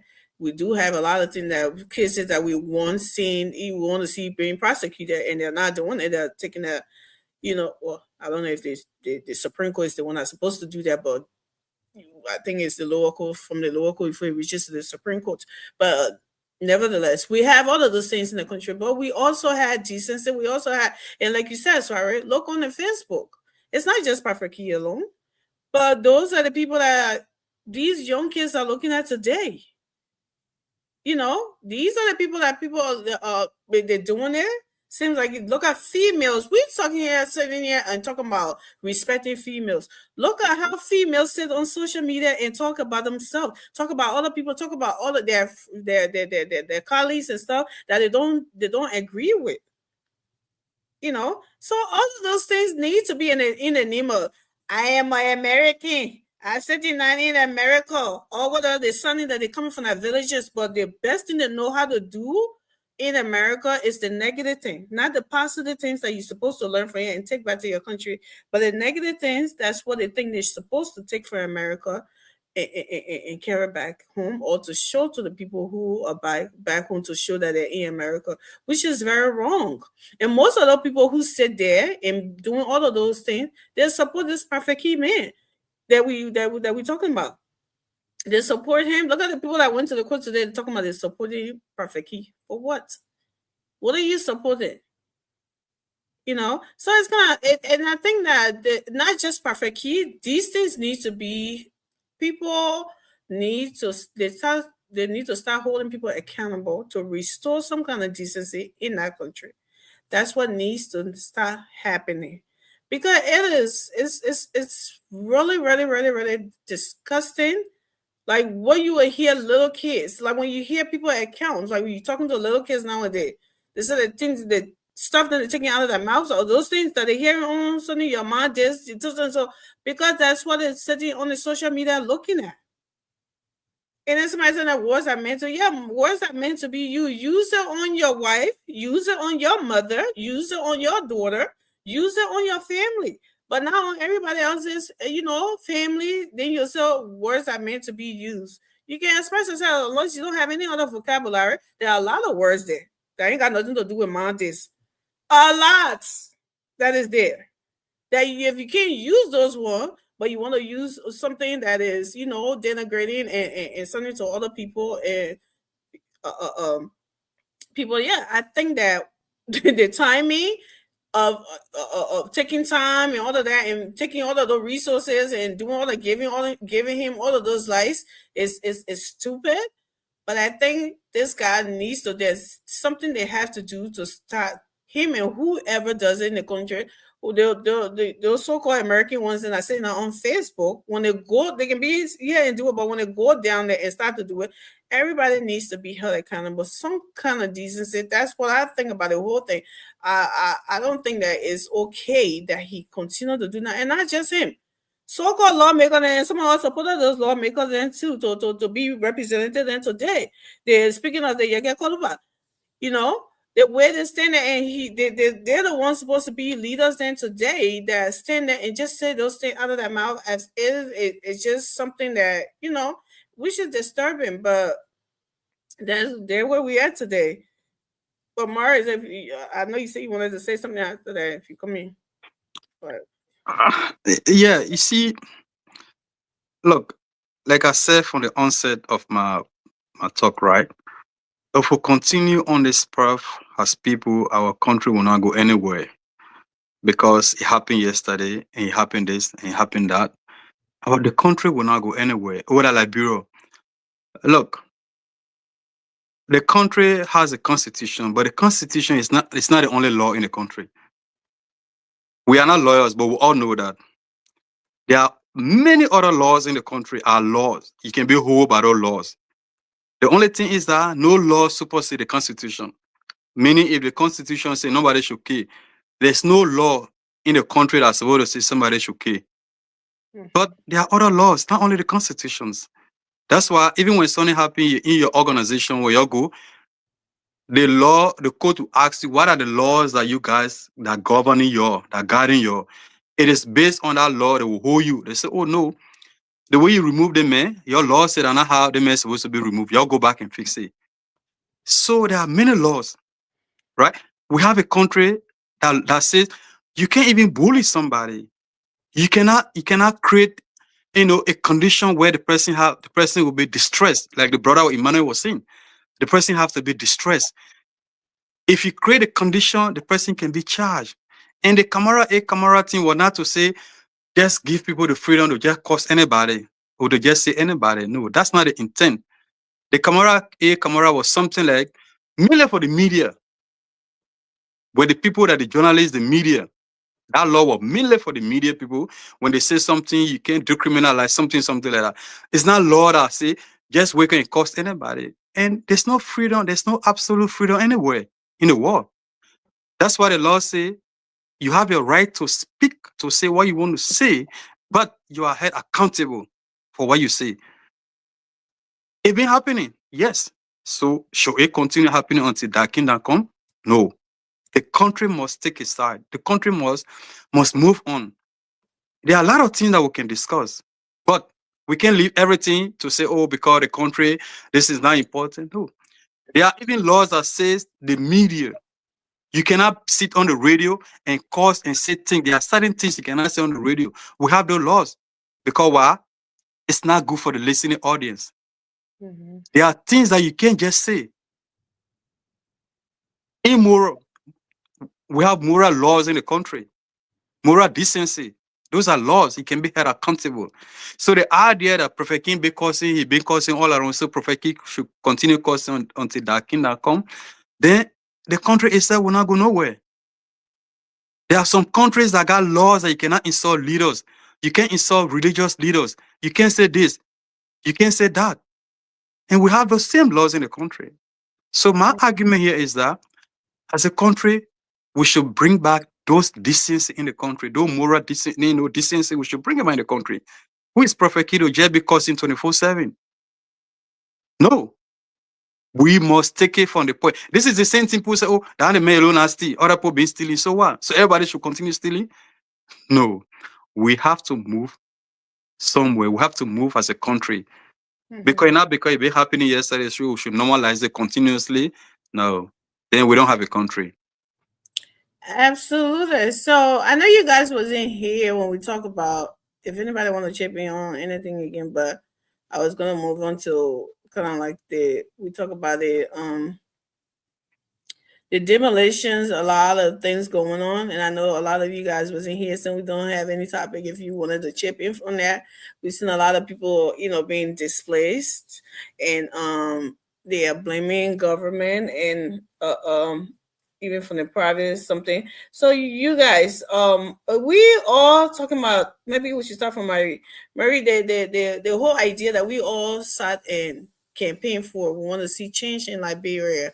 We want to see Liberia doing well. We want to see development. But then again, this is going on, and people are having problem with it, and people are talking about it. What is right or is wrong? What is your? I mean, from the late night for us being the people water here on Spoon Talk. so now, what do you think, and what are you seeing? How do you feel about it? I mean, this comes down to the same law situation we're talking about. We as Liberians, we have the tendency to ignore the laws and act like it don't exist just for the time being, and hoping that it will not catch up to us. A lot of people that are occupying lands that were not acquired properly, find themselves in such situations. And a lot of time when Liberians vote, they say, "Oh, we voted for him for better Liberia. We want for him to change Liberia, not to make us frustrated." But if you ask a lot of them, how does Liberia become better? Like, how do you want Joseph Barker to make Liberia better? They have no clue what better looks like. A lot of people don't want to be in Liberia today because they see other countries are decent. I think all of us know that Kigali, Rwanda is the cleanest country in Africa. Why? Because the people make it clean collectively. It didn't just get clean because, the government did it all by themselves. When people say I ain't group, I was just telling you the other day, a lot of time when people say I ain't group in Liberia arguing, they will say, "Oh, the best president for their country here, that Charles Taylor. Don't Charles Taylor know how to deal with Liberia?" Why? Because he was known to be a violent man. He was known to be a man that would get what he wants and get done what he want to do. So if Charles Taylor were to come today and doing the demolition going around, they would say, "Yeah, that a real president now come for Liberia." But because it's Joseph Barkai and United CDC have some form of animosity towards his presidency, they will politicize it all the time.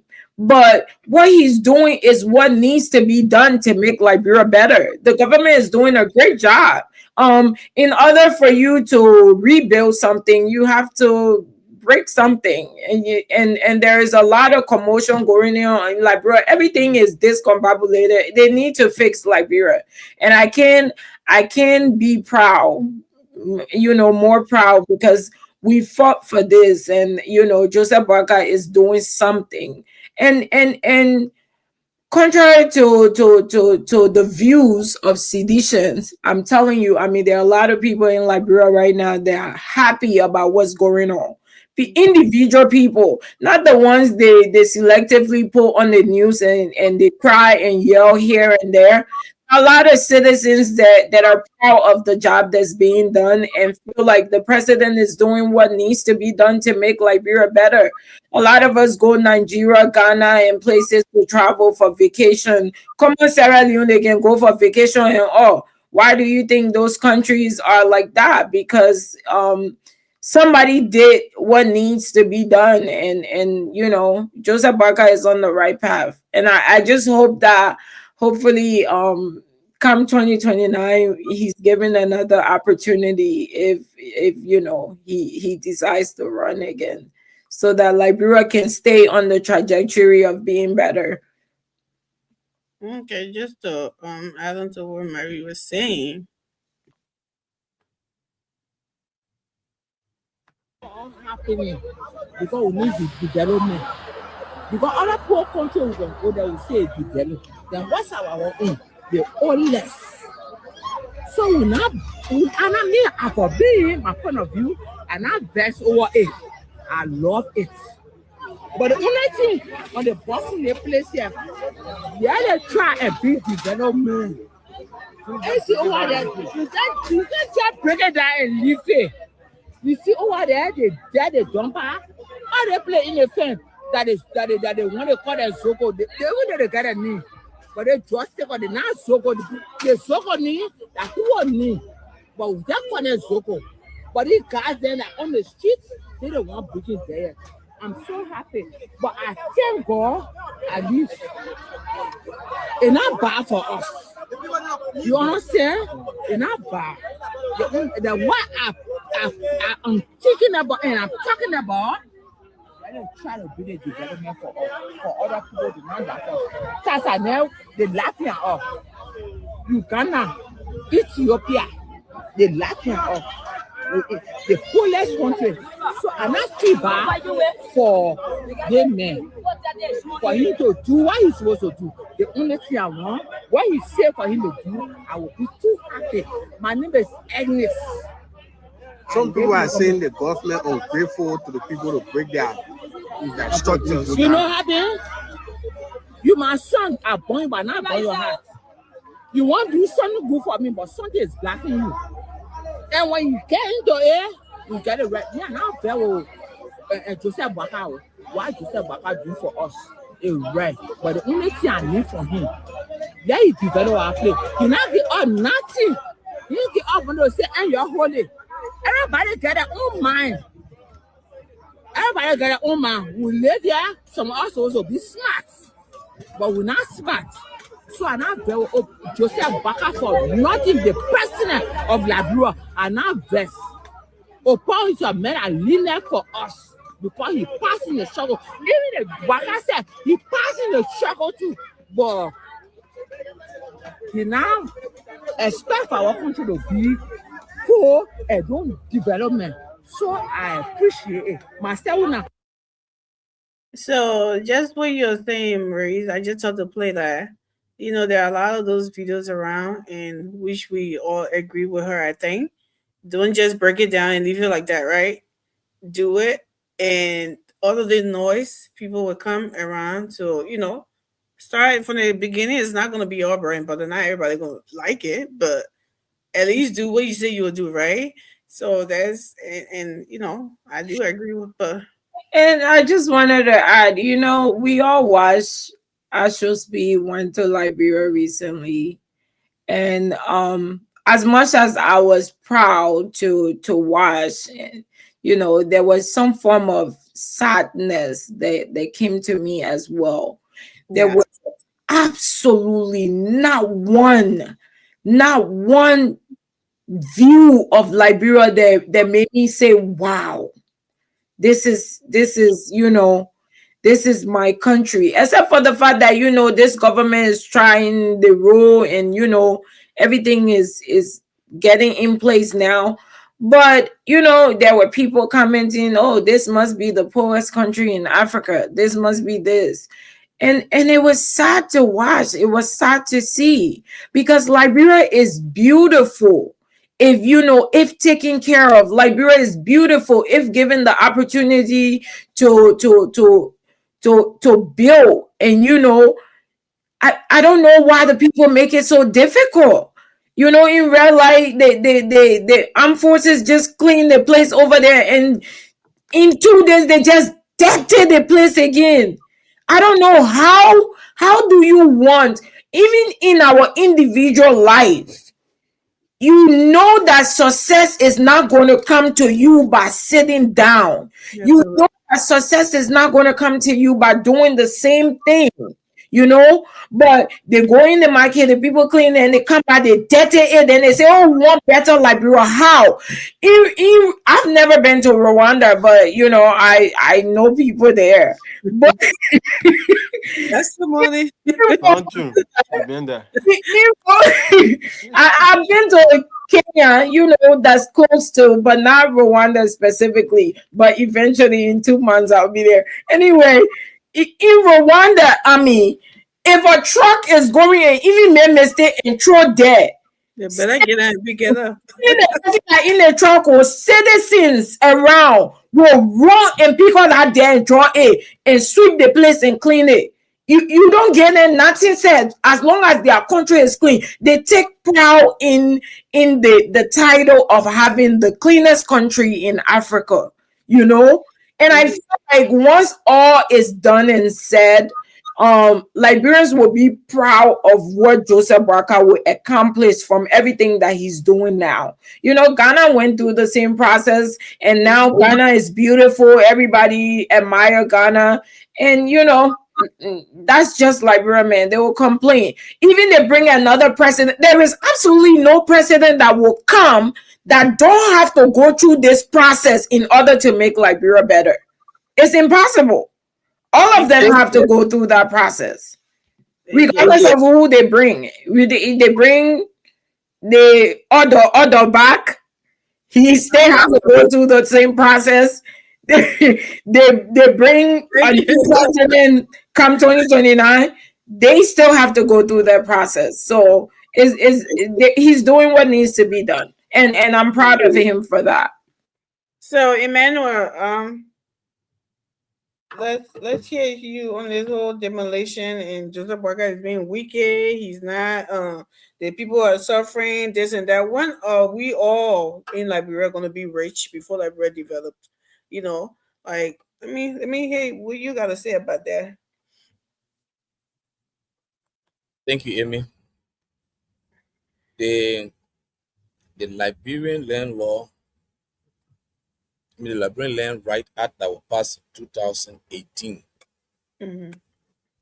Article 54 of that law says the government has the right to take her land or even lease your land, your own land. Government can ask for it and use it or pay you for it.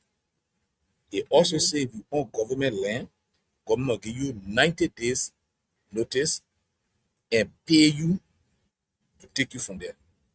Not like pay you? Compensation. Compensation is the same as giving you money, right? And then you're considered, I'm sorry for using the word So, pay. on the government land. Even when you own the government land, what the law says. They had to compensate you for that. Yes. 2018 law is there. 54, go and read.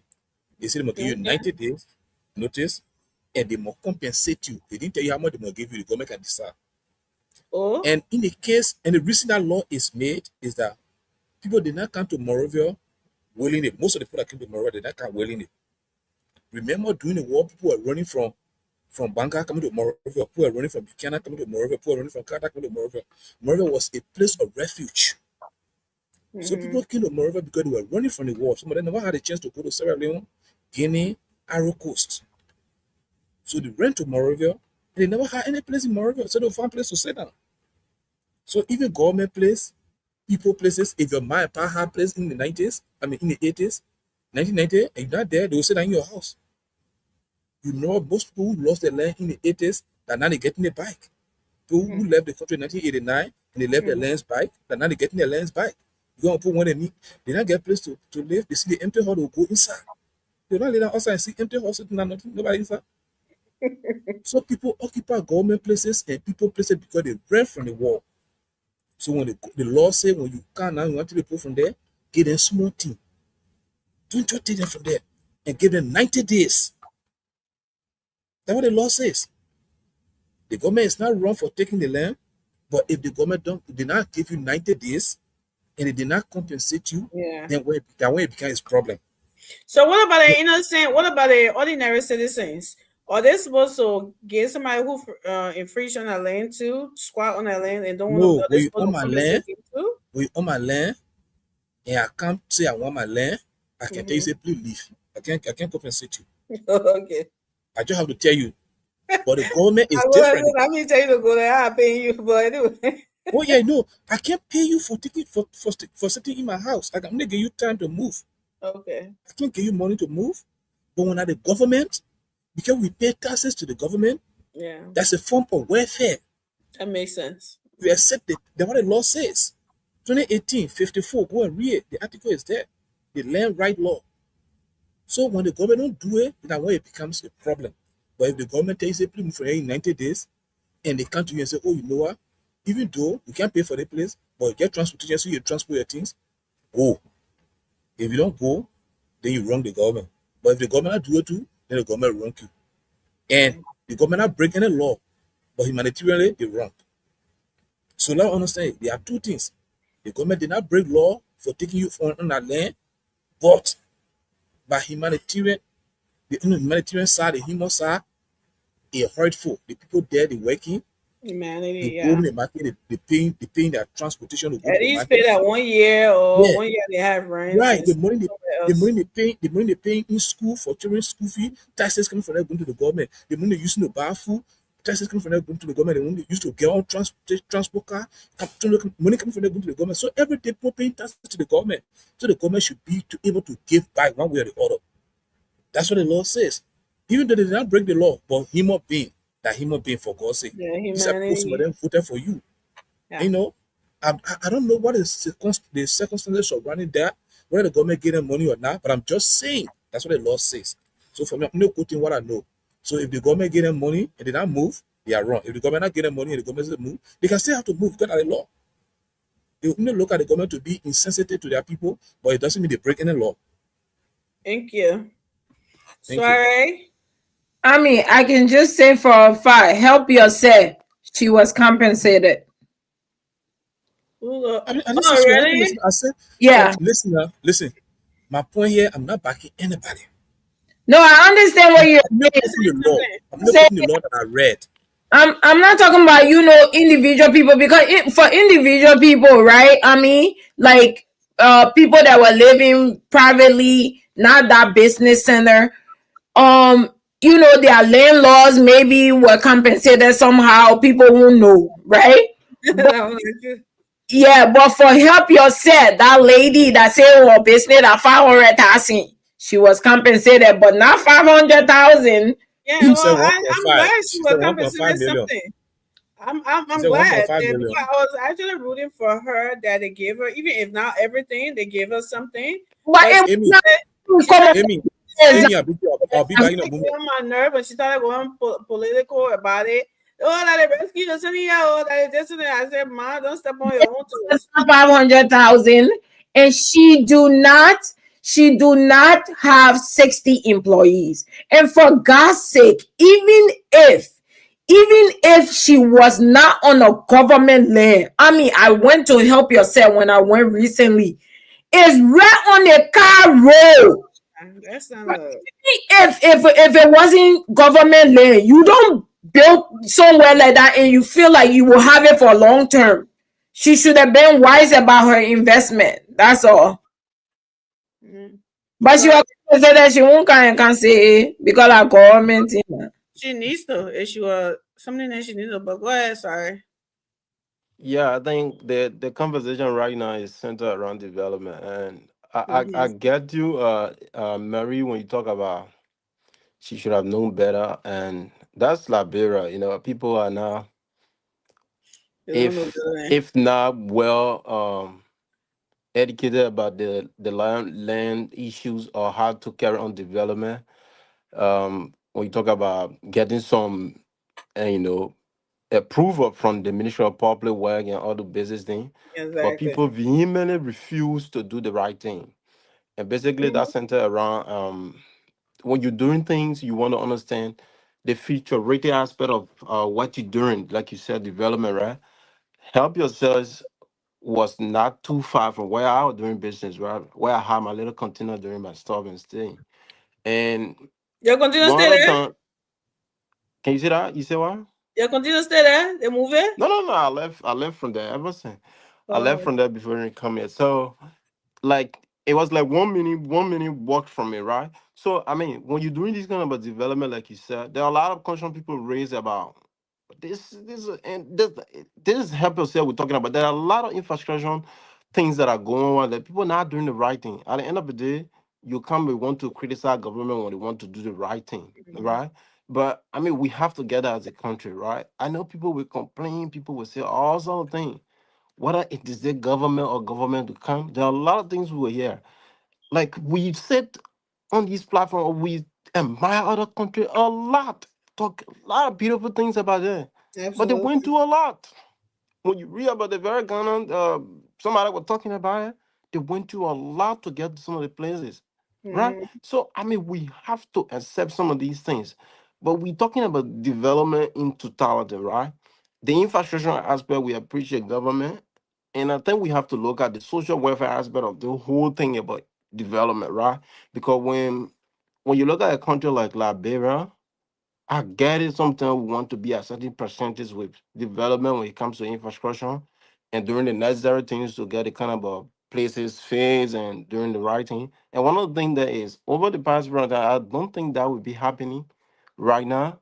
What we have always seen is government breaking down places and not carry on the necessary development, right? Mhm. I get it. Sometimes we want to be in hasty to do some things and get the play clear. But I always want to urge government, okay, I think there's an alternative, right, to some of these things. Okay, we're doing this. There's a time frame we said, okay, when we do this, let's get that place developed. Because you know what? If you do not, that's the type of people we're talking about. If you do not carry certain development in certain years, trust me, somebody else will come They'll and go back build on there.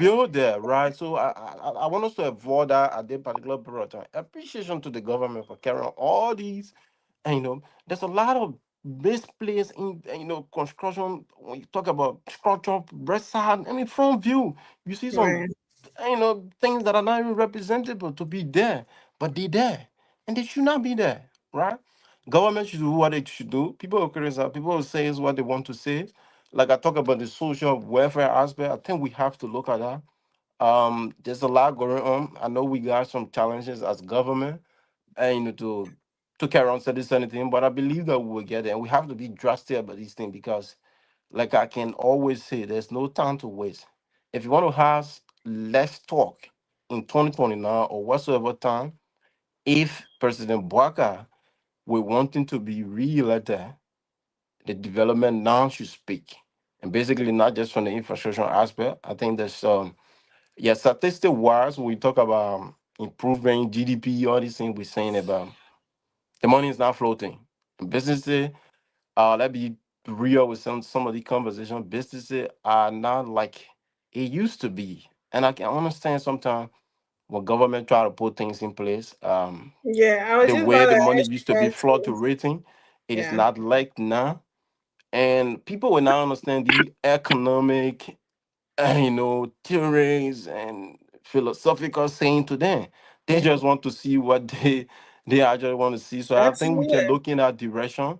You Yeah. talk about the issue about job creation. It's one thing that we actually need to look at to improve the life because they think we can always say, oh, everyone cannot be in government. Yes, but if everyone cannot be in government, there should be alternative right to them. And being somewhere where they can in America, nobody think about being government because I mean, there's a lot of areas. There's an alternative route that people in other countries as well, not only America. There's an alternative route people can actually use to get their living. But I believe that we get that as a country, little by little. For me, I've always said to conclude, if we have a president who was just talking about, okay, from my turn or my 6th year in being power, or I'll just tackle rule. Let's let him tackle rule. If this president will be successful in rule, I will celebrate all of the time. If even because Liberia is the issue about Liberia development is very complex, right? We cannot tackle everything at certain point together. If we just tackle rule, and I believe that I just saying this from my own layman understanding, but I know government will not do that. Just look at one sector. But if a president can just come, okay, I look at road, we deal with road. Somebody can I look at electricity, we deal with electricity. Like the Mediterranean Challenge Compound now is, if we are to get it in the future, we'll be going to electricity. I think there's a lot of things we'll be doing when it comes to electricity. We get if not Thank you 100%, but I for think it. 90 or 80% to deal with that aspect of it. So I think, I mean, we will get as a country, but some of these things like we always say, little maintain brand better issues, job employment. I think we have to look at that We as a have a country. brand butter ministry now, by the way. Well, Mars, you just came from the country. We we know that things are hard. We know that, money is the issue, which we expect when things like this are going on. Development, rehabilitation of broken things, systems. When another president comes and trying to put things together, I know people want to see job floating. They want to see money floating. But as we talk about development, that is not that easy. It's not a one-day thing, right? How can we get these jobs coming in? How can we get, if we don't have good roads, we don't have good infrastructure, right? Which the government is not working on. They're kind of rehabilitating ministries, health care buildings, and roads, and all of that. In energy, like Suarez just mentioned, focus on that drastically. If we don't have any of these things, how are we expecting these people to come in that we want? These people who investors or whatever who's supposed to come in and create these jobs and make these jobs available for Liberians. Because I know, then again, people don't know, that's why I said, they don't know the economical part of these things, right? But you have people that they support telling them that people are just supposed to, when a government comes in, it's supposed to be like a burger. You just flip it like that. Manna start to fall from heaven, right? That's what's supposed to happen. So someone there isn't it? Nothing happening, or we suffering more than that, but they're not looking at the development aspect of what's going on, or the things that have been put in place before you start to see them manna falling. They're not looking at that, right? So you just came from there, like you were saying, and the whole demolition exercise and all of these things that we're doing. Speak to that, and also speak to the hardship and everything in the country as well. On the part of the demolition in the country, the first thing we have to first understand that all the demolition is going on our government. Some of the demolition are going on are between private citizens to private citizens. We have to first set that record right. One citizen, another citizen, go to court, they have issue, they have land dispute, they go to court, and the court give the other man the right. That man decides, you know what? I don't care what you have on this land, I will break it down. So some of the demolitions are not done by government. Take for instance, the CDC headquarters, it was between private citizen and an institution. And the law grant the private citizen the right. The man say, whatever y'all get on my land, I don't want it, y'all take it up. And that's the main right. And that also too based on, because some little credibility is, our code. Because the fact that people can go to court, they get it right to say, you know what, you've been encroaching on my land for this amount of years. Now, finally, the court have been giving me the right to take my land. And I decide, you know what, everything you get on the land, I will break it down at the main right. So some of the demolitions are between private citizens to private citizens. Some are done by government, and most of the areas that are done by government are government land. Some of the alley, roads. So we have to set our record straight. Look, Amy, no country can be developed based on sympathy. No country has ever been developed based on sympathy. Look, the emotion we all understand, but the country has to develop. When I went to Liberia, I got so frustrated, I got disappointed, the manner in which I saw Monrovia look like. The appalling condition Monrovia looked like. I'll give you one example. If anybody know where the old government hospital was, up Ashmont Street Cathedral, the government, that was Madam Salif. I remember when that building was abandoned, the government asked everybody to leave the building. It took like a month. The area was like criminal hideout. I went to the studio, I think Radio Veritas, calling on the government to either do something about that land, about that place. 2013, the government broke that whole place up to today. As we speak, over 10 years, that place still look like that. Central in the center of city. That place still look like a dump site. If anybody go move it to the Ashmont Street, Dusty Road, where they had that government hospital, that place like a dump site in central Monrovia, in the heart of the city. The city is still in an appalling condition. I got so frustrated. No city can be developed by sympathy. No way. It cannot. If we want Liberia to move forward, Liberia to be developed, we have to swallow the bitter spit. I can understand the emotion, people being squatting somewhere for 10 years, 5 years, 2 years, 3 years. We all can understand that. But Liberia is not the only country.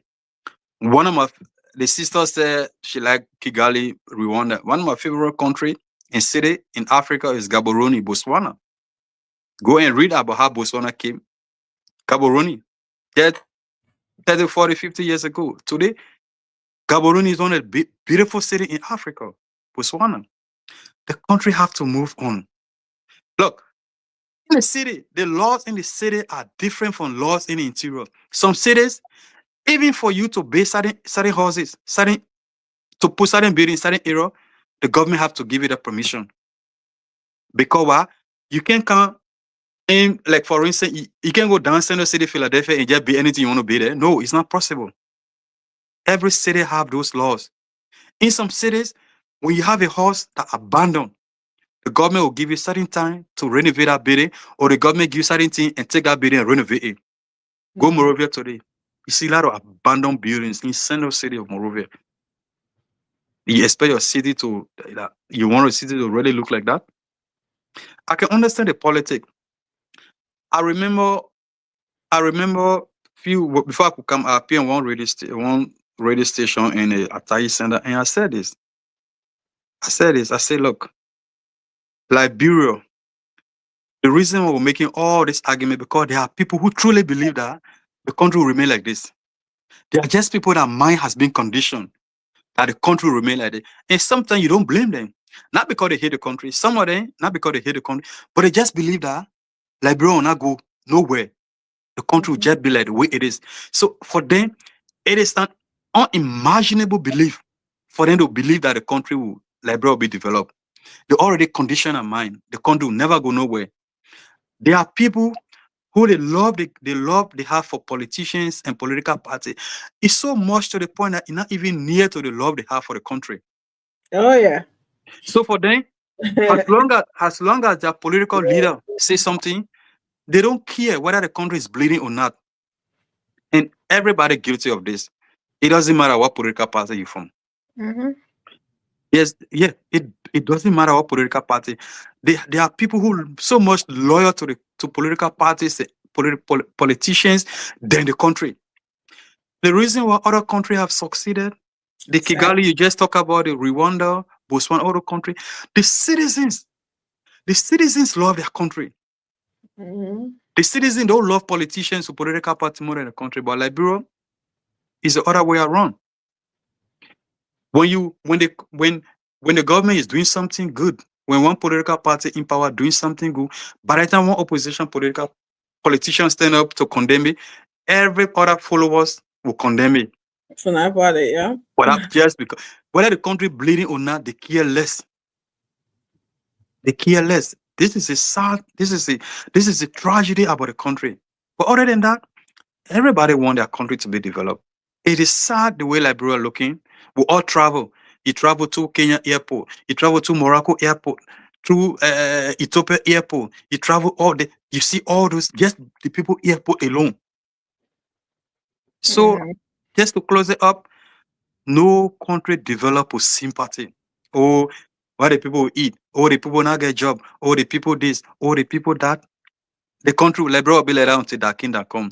We have to love the country more than we love politicians, we love political parties. In few seconds, on the time of hardship, where they all look, even if the government bring 10,000 factories, 1 million factories in the country, everybody will not work. Not possible because there are just some people, they will not, even janitorial job, they don't want it. They don't qualify because for one fact, the chemical to mix to clean that bathroom, they don't know it. They don't know how to put the chemical together. That 1 or 2 report they will write, they don't know it. So those people, they only want stable electricity for them to be able to sell that cold water. They just want a road, clean, paved road, they will be able to go buy their market and come and sell. So these are all bread and butter issues. As long as the government tackle, they call it the lower fruit.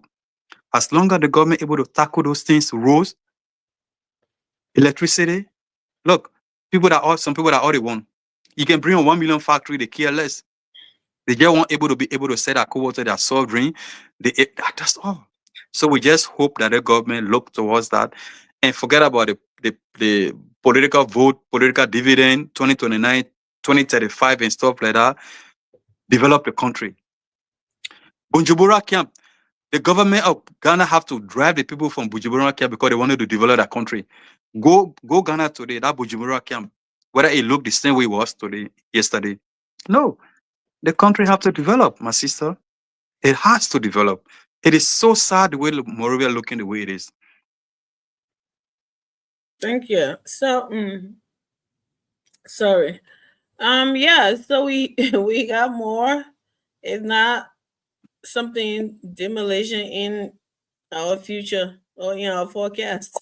They say Congo Commission declared Peace Island government property. So the Commission of Congo Town, Edward Lahe, has declared that Peace Island is government-owned land, describing residents of the area as squatters. Commissioner Lahe made the statement on Monday. Are we transitioning? I'm sorry. I mean, check the chat. Oh, sorry. We transitioning on from the topic? You got things to say about it. You can go ahead if you have something. Quickly. Thank you so much. I think there's a consistent attempt here to be very dismissive and not being progressive with the conversation. When we talk about government, dismissive. I mean, you bad you forgot me. To be very. Oh no, I was in the back actually trying to find something. Sorry. There's a consistent, like I said, there's a consistent trend to be dismissive and not acknowledging certain things in the context of government. When I talk about job creation, when I talk about looking at bread and butter issue, that's just fair enough to development. And nobody on this platform dismissing the good work of the government. Look, that's Liberia. Whether you do it or not, people will still complain. So you just have to do it. But you cannot be dismissive of the social welfare contract that you have with the people. That's why we've been strengthening the conversations surrounding in the context of government. Nobody is saying government should not look at the issue about infrastructure development. But you not sit on these platforms to make it appear that people not get time for job creation. That's not true. People have time for job creation. People are well prepared to work in Liberia if the environment provides itself. Everyone, I think what he was saying, alright. So who said? So who said people don't? Very well. So who said people don't have time for to jobs? conclude, some people. I don't think we can balance this conversation, right? We're not just being dismissive to certain things that our people need to face in the country, and that'll be fair enough. So what do we dismiss? What did I dismiss? And one of the things that has destroyed our country, it is just to be very sycophantic. And I have noticed certain things. If we want to balance any conversation in regards to progress of a nation, we must say these things. Because at the end of the day, we, the same people, will be on the platform praising or wanting for this government to come back. If the current president right now have any intent to come back 2029. So to get less talk in 2029, as a political scientist or somebody who studied politics from different perspective, I understand that we have to do more work to get less talk in 2029. Thank you. So sorry, much. What did I dismiss? Let me ask you this, Mario. Sorry, what did I dismiss? Mario, who was dismissing about the exactly? What did I dismiss? I think I listen very carefully. I listen. You know, when we in these conversations, we listen. Sometimes pretendingly you don't want to be responsible to some of the things people say, but you want to have a save a conversation, right? But during the first conversation, I think Brother Murray has been more being responsive to some of the things people say here, as compared to looking at the conversation from a more generality standpoint. His conclusion was surrounding, oh, people don't have time for job. When people I get never said that. LEC, the LEC you're talking That's not about, what I said. I how never said that. eligible right now? Sorry, I never said that. How I never eligible said people right don't now? have time for job. We appreciate what LEC has done in the past, but we have to get the kind of a sustainable things so our country can be progress. So, I mean, we can't acknowledge certain thing and not talk about the other thing, because at the end of the day, in one way, from the like I said, I've always centered my composition around governance. We can look at it from our But labor sorry, let's be perspective. fair now. Let's That's be fair fair. enough, right? Let's be fair now. What Brother Morris said, he says some people. But you mean more of like a spokesperson for Bro Morris to No, I'm not being just to I Yeah, heard because what he listen said, to and Bro I think, Morris. everybody you here wanna- heard No, what but he said too. So let's balance the conversation. I think you're accusing, and we all listening to what he said. seriously, I even surprised for you to come after me like that. I'm so You surprised. say yes, they can bring job, but some people will not be able to work in the factory or work as a janitor because they can't even read it. The chemical on that bottle on how Exactly. to use it. So those people, they just want to sell that cold water. God. There's some of them don't care. Not everybody care about the factories coming and all of that. He didn't say people don't care about it. Really? So let's not something. And I think Marie or Emmanuel heard that too. I don't think it was just me. So you know, the thing about this is that sorry, no one is saying that people in Liberia don't want to work, but we also, you want to be real. Let also be real of the fact that certain people there don't want to work. They just want it to be given to them freely. Let's be real. And we got so many instances, right? I was watching this one video. This guy, he carried a salon in Liberia. He used his own resources to teach the people how to do certain style hair instead of that, right? When they came to wait for them to work for him, while they were working for him, you know, somebody asking about how is business in Liberia, he said it's very frustrating. These are the people who want businesses to come, but when people go there, they try to break you down. So they will be there doing hair and start after all of this thing that this man learned, paying money to learn, Emmanuel. He went back and teach them free of charge for them to work for him. And then they'll be telling the person, oh, expensive, I don't want to come to my way. Let me do it for them. Let me give it to you. The price is expensive in the shop here. How is that supposed to encourage people? This is when in America, yeah, those are some people's jobs. The American that they want to come and work. Salon, working in the salon, those are some people's jobs. Cleaning the street are some people's jobs. Most people think when they're talking about jobs, it's everybody to go work in government or to go sit down in the office. When they don't, some of them don't even have the skills to do that. But that's what they are something on. Because that is job that a person took there and you did that to him or you were doing that. And I think there are a lot of those stories there around in other stories. In small businesses, that's how some people work as well. But when you get small businesses in Liberia, try to make it, people try to break you down because they are so, crooked. They are so used to doing the wrong things. So some of these things when we're saying that people don't want to work or people are not something, it's not something to be sensitive about. It's a real thing that is happening in Liberia. Why a lot of people that wants to work, while there are a lot of responsible people who want to do the right thing, there are also people there who are not trying to do the right thing. So it's like in every society. So let's not be naive to the fact that is not happening in that bureau. And when people say they're being sensitive, no, that's not it. I know somebody call him, but sometimes I so disappointed for the brother to even come. You read on the show here. You listen to me. I said that in a country, not everybody will work, and that's just the fact. That's the fact. You cannot deny that. Not everybody want to work in government or factory. Why some people want in the country, they want security for them to be able to live freely in the country. Some people just want to be able to go wherever they want to go. Electricity. That's all some people want. What about that? For you to come out and say, oh, you know what? I think he really wants to see what you yeah. No, they're not sorry for us doing it, but it's okay. I mean, it's fine. That's what it's called. The what? Yeah, it's okay. It's all right. It's not a crossfire. So don't take it personal. It's a crossfire. No, old man. Old man. I don't got a problem with that young man. It's fine. Emmanuel, you got something to say? We can go ahead All and right. go question from there. I think Yeah. yeah. Emmanuel, you chilling? Or did you hear what I say? Mr. Zaza, can you hear me? Sorry. Sorry, I'm so sorry. I didn't know I would be there. Thank you so much. On the Peace Island issue, that's what we're talking about, right?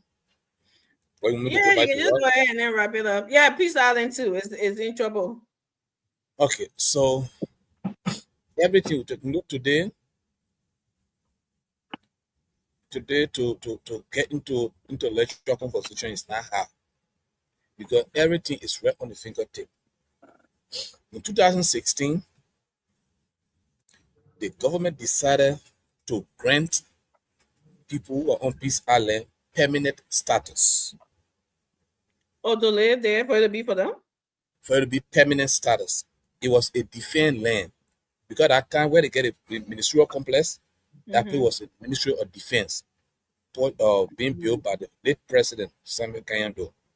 So behind there was considered as a defense land. Nobody was there. It was an empty land. So maybe you were there intended so that army will be using it for training. But when they disbanded the AFL after the war, during Ellington, they were rebuilding a new AFL. The first AFL that took part in the war, they disbanded them. So when they disbanded them, they settled all of them with $540 each. That $540 each that they give them, that what they use to build Peace Island, and what they call it, pay $540. That's how the $540 came about. $540, okay. And they need to play Peace Island because they feel that they have peace. Nobody was going to bother them anymore. So they went through they had a representative at the time, the district number 10 representative at the time. It's called One Barrian.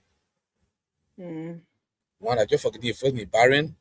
When they want to make that play Borough, Barrian requested that if you want to make the play Borough, then make the people that live there a permanent residents of the place. They do not give it to them as cat. You can't name the place as a borough, and the place become a squatter land. So for the people to be considered as a borough, let's get a permanent status, and then we can divide into block. In that bill, they agreed to divide the place into 10 blocks from A to J. And they say for it to be considered a borough, let us get a permanent status. And that was the law that was on the floor in 2016. And by 2017, I think that law was passed. So now, if you go there as a government, maybe you have to repeal that law. So I'm just looking at the law. I'm not saying the people that they are right. I'm not saying the government is right. But I look at the law. What did the law say? The law say if you want a place to be considered, according to the person argument, say the people, they are Liberians. Some of them ran from the war. Some of them were in the army, and we took them from the army. They didn't get any place to be, and they start buying that. The money we gave them, they took that money and start developing that place. We can't just throw them out like that. Somebody took my land on that Peace Island though. Yeah. But I went from I want to tell you sorry about it. I tell you sorry you rescued daughter. I can't tell rescue daughter sorry. No, it's okay. It's not rescue. It's okay for me. I'm going to the court. So anyway. I'm just kidding. And also, so it's a little bit complicated. The government can decide to either repeal that place, repeal that law, and go and take our land back. Because that was the government land, that was the defense land. But the defense ministry is not there again. Yeah. You know, that place became a ministerial complex. Now it still became a government land. But understand, people put money inside there. Some people build schools, some people build clinics. In fact, my church have a school there. My church here in America have a school on Peace Island. People build clinics there. People build hostel buildings there. That money people inside. People build shops.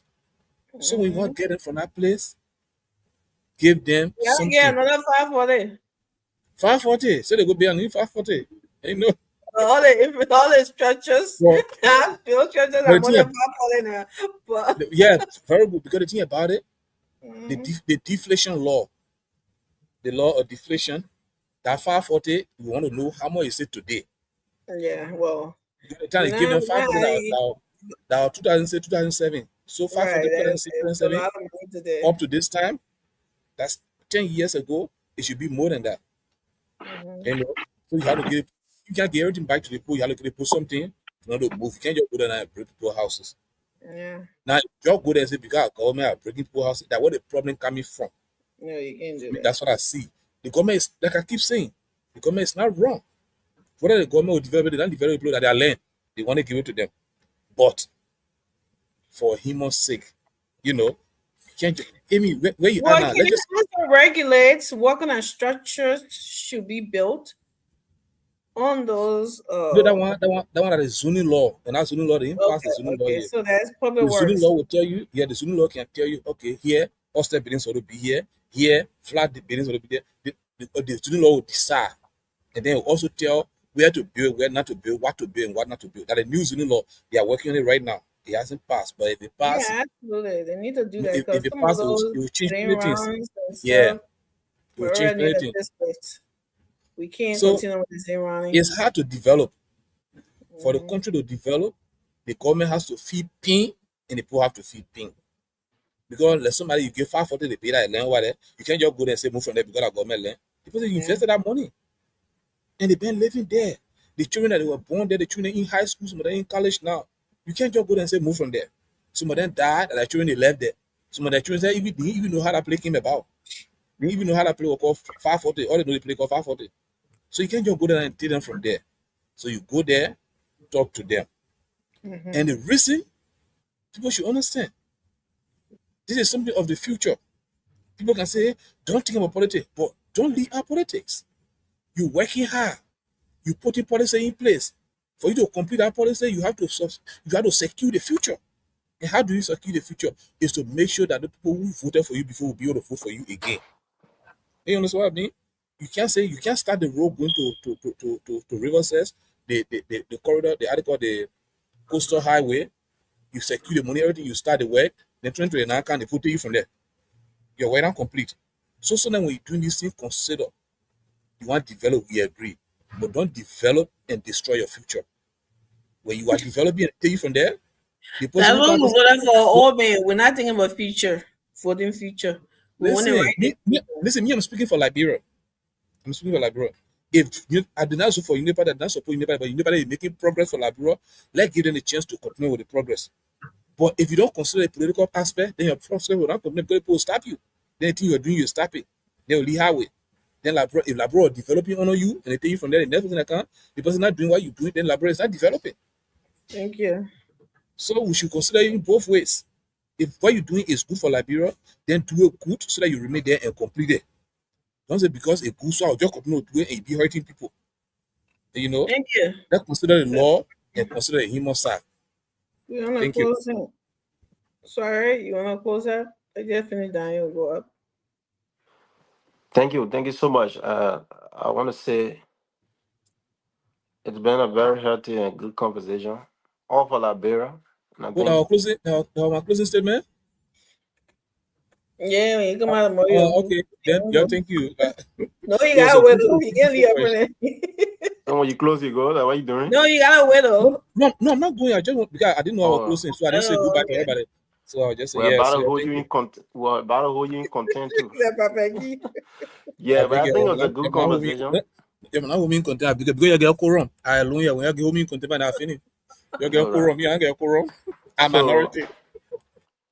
It's been a very healthy and good conversation. And I think always for Liberia, always will be here to get our little thoughts on Liberia and how Liberia should make progress. I believe that Liberia is getting there. Like I told a friend of mine that he asked me, he said, "Are we really there?" I said, "No, we are not there." Is today really better than yesterday? I said, yes, today is quite extremely better than yesterday. Nobody can debate that. That is not a debate, right? Because you can look at it from different perspectives if you want to bring an argument. Talk about government totality, the phase of government.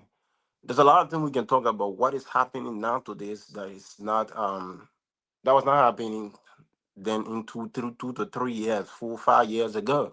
So I mean, there's a lot we have to do as a country, and I believe that this president, when he always told his cabinet ministers that we are here to make the necessary change. If you feel that you actually here to gain certain relevant at your own at the expense of the people, you have to leave my government. And he was very, very clear. And we can point out that to different actions of that he's been taking against corruptions, against people doing things that is not right, in line with the interests of the Liberian people. We can say all of these things. But at the end of the day, that's Liberia we're talking about. And when we want to be more of looking at progress in general, Amy and everybody, I think we have to look at certain success in our country, right? And that where I was coming from as an individual, right? Because I mean, we did for me. I spent more time in advocacies and I mean talking about activism and being with NGO organizations than being in politics. But being in politics just came about I want to try to do politics. Venture my time to doing political science mostly, yeah. But to discuss politics on the overall, I mean, that just came about 2021, 2022, moving forward, right? So we kind of create our interest of politics and see what is the politics, how is it working, right? But there's a lot of things you were doing in Liberia. On the overall, you have to link with politicians. You have to be politically charged in certain things to make progress over our country, and that's become when you understand that Liberia over the past period of time has suffered from these politicians. To give the kind of a contribution that we had to give, we did what we could do. And we never regretted what we did in 2023. We never regret moving forward because we're seeing the tremendous change.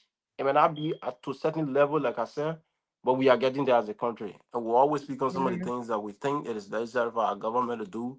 And a positive news, we always say about these things. Opposition will be the opposition. We appreciate our being there. We were there. We know how it was like putting, the necessary fire on government by saying all those things against government for them to, do the necessary things. But I think we have to be more objective. We have to be more constructive. We have to look at it from a whole, more holistic standpoint as being opposition, and not being dismissive sometimes too. Because what we understand now is people want to be dismissive for their own interests, and that's terrible, very, very dangerous for our country, right? But we'll be here to erect the necessary checkpoint, like the U.S. student would say, to clear the contradiction that has always been, around the globe. Thank you, sir. Marie, welcome back after 3 years.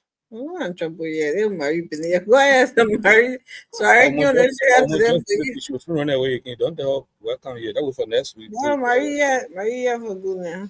Yeah, when it weekend, when she come next week, now welcome her. Oh. Challenge to you, Marie. Go Good. ahead. But the conversation was good tonight. I think we're all looking forward to the same goal for a better Liberia, so I hope that we can all come here each and every night and respect each other view and just hope for the best for Liberia. But I am gonna be here, Brother Emmanuel. Ami has a way of cajoling me to this show, and I'm sure she's gonna take every opportunity to. You'll believe it. Yeah. Amy, please before we go, please play No, that clip. I don't want to hear you. He That be clip I enjoying sent you. before. No, hold on. The clip I sent you, please play. I beg you. What clip? That clip I sent you on WhatsApp. I don't know what clip you sent me. Hold on. Amy can check the comment section for you. She can check your clip. Go ahead, Marie. Go ahead. Oh, me? No, Marie. Oh, okay. Is she done? No, I'm pretty much done. It was good to be back. I will try to get myself updated to the happenings in Liberia, but like I said when I came, I haven't been into the whole political aspect of the country. I haven't been listening to Spoon. I get most of my updates from Spoon. But I think too busy for my little self, but I'll try to do that. And we'll come here each and every night saying what needs to be said and hoping that Liberia becomes better. Absolutely. Just that boy, you're chasing him, man. You're recovering. Go ahead. Yeah, I mean, it was a good. It was a good show. So you used to be on Spoon, right? I think at the time some all left Spoon. Marie used to be on Spoon, right? Yes, and the Spoon and the late night show. Right. But I mean, I haven't been gone that long. You're Yeah. At the time, I think at the time some all left Spoon because we started the whole Spoon late night show. Well, that's Spoon something that y'all not there for. You are not there. Maybe like y'all came out 1 or 2 times. Yeah, me? we was there the entire time. And then Me? even after the election, we was there. Exaggerating it. I think I probably left early January of last year. I'm probably there for 1 or 2 shows there because we started from the beginning to the end. Yeah. Yeah, but on a serious note, I mean, like I said, we have a country where some people truly believe that the country will just remain the way it is. It will not go nowhere. Like, bro, remain like that. And yeah, and the reason to that, you don't blame them because they think nothing will change. That's just how they think. Not that they hate the country or they believe the country will not change, but they just believe in a reference of mind that the country will not change. They hold that belief. And, if you hear people say that the man for nasty, how would that people been stealing before? That the man for not cause, and what happened because him. So when you hear people saying these things, it's not that sometimes they're trying to justify it, but because they think these things has been normalized. So my argument here always has been the country will still change. Or that Liberia will so what Liberia will not change. Liberia will change. We have to change Liberia because when you say Liberians, it's not the structure that the human beings make the country. So we have to change that narrative for the country to be able to move. Peace Island, I don't know whether it's true, but the story that I heard, they're trying to base some military camp and stuff like that. And some people making the argument that, the army camp supposed to be somewhere in the bush and stuff like that. Because to their mind, Soya men not supposed to be in the middle of the city. They're supposed to be in the bush. But Soya men can be in the bush. I agree with that though. But Soya men can be in the bush, they still live on it, they can't overthrow. So it's not a girl because Soya men. Look, the Soya people, there are many things Soya men can do. It's just that because Soya people, they get in the barrack.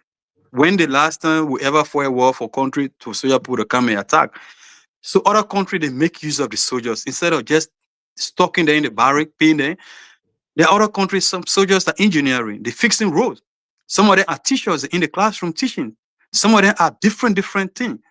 So we can make use of our soldiers instead of just keeping in the barrack for waiting for war to come, for them to go attack and fight different. No, we can use our soldiers in many ways.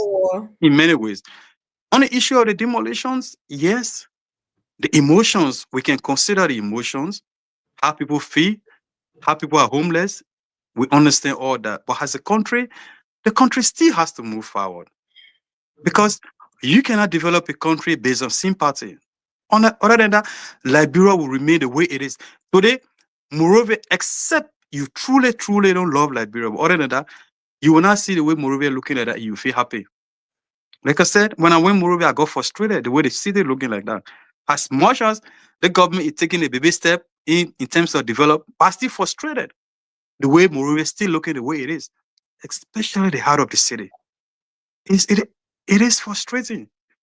On the issue of the job, look, I will say this again. Whether you consider it to be dismissive, fine. You can understand it that way.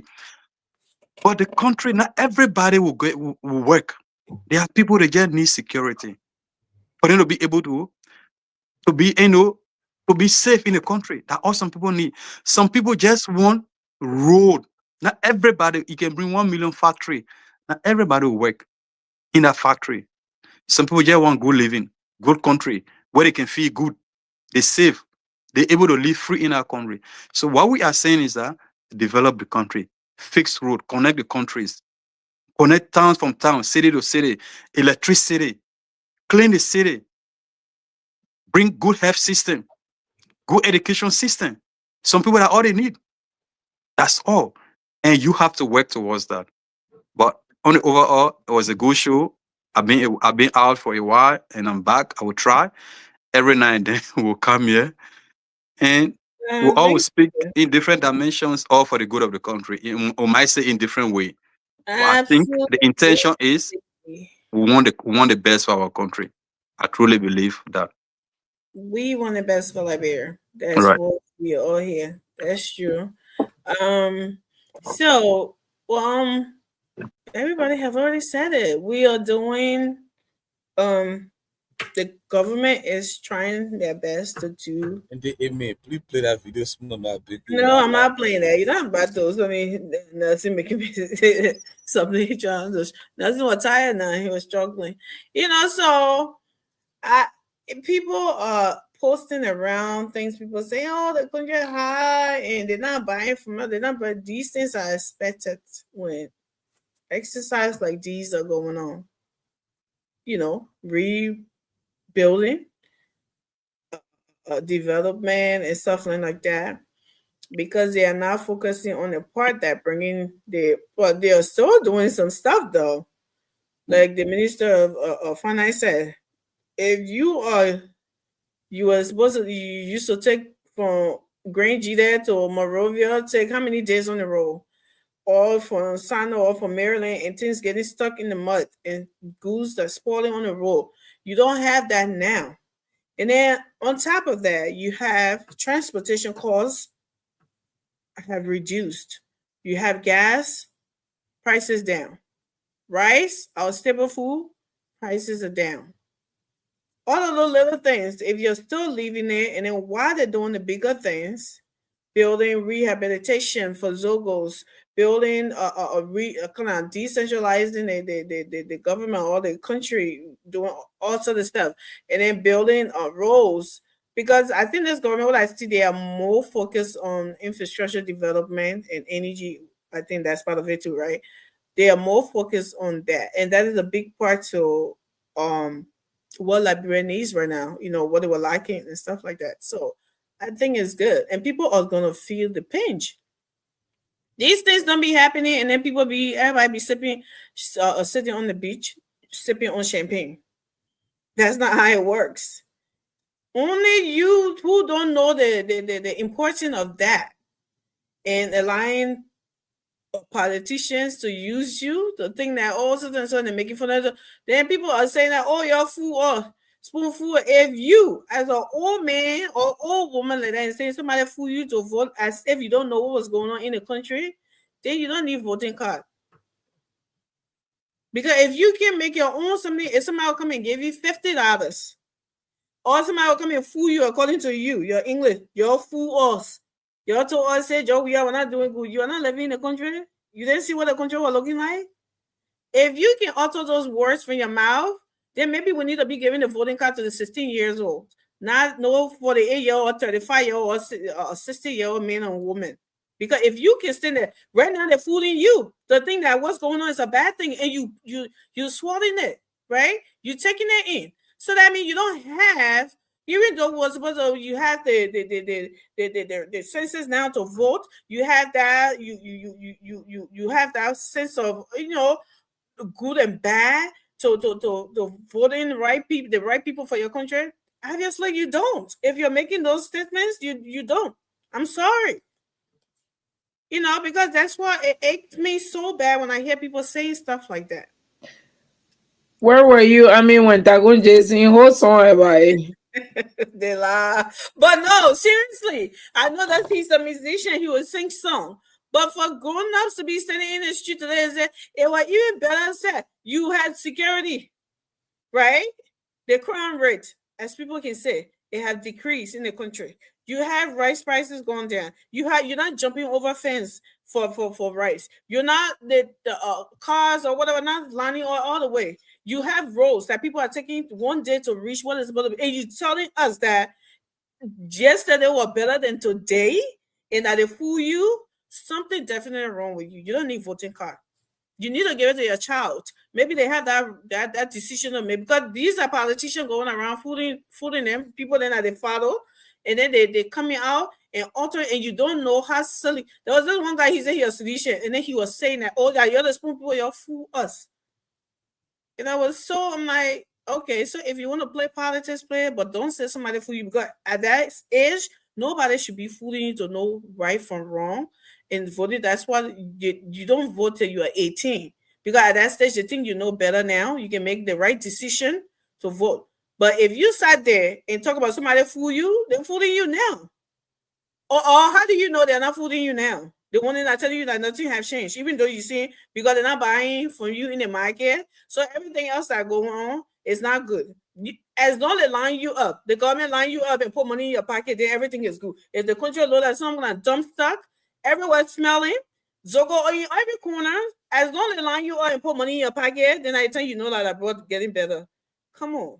That is disgusting. And we need to get over. That's the same thing about loving your country. Liberians are all about individuality. That's what they are all about. They are not about the country. They are not about their neighbors. It's just me. If it's not happening for them, if they're not getting that money in their pockets, then nothing is happening, which is sad. And I think we need to get away from that. Something we know. Nobody's kind of oblivious to the fact that Liberia, the country is not hard. That the country is hard, and all the one. And yeah, the country is hard. Money is not something circulating now. We know that. And how many times I saw on this show, Marisa said it's even gonna get tougher, before it gets better. And that's what more than gas bigger. I'm sorry. More than gas bigger. What are you giving her point of view in totality? She was. I always do that, Marie. Every time they will say here something, whenever I read it, they will try to interrupt me and try to knock me off my game. But it's not, it's not something. But like I was saying, it's not going to be easy. In this period, right? Of this I will call it transition period, even though we're supposed to be past that long time. It was supposed to be Ellie Johnson study time that we call transitional period, but we feel like we are in a transition period right now because this is when we really see, things that are supposed to be done. People are not thinking about old election, even though the citizens are threatening. Wait till 2029.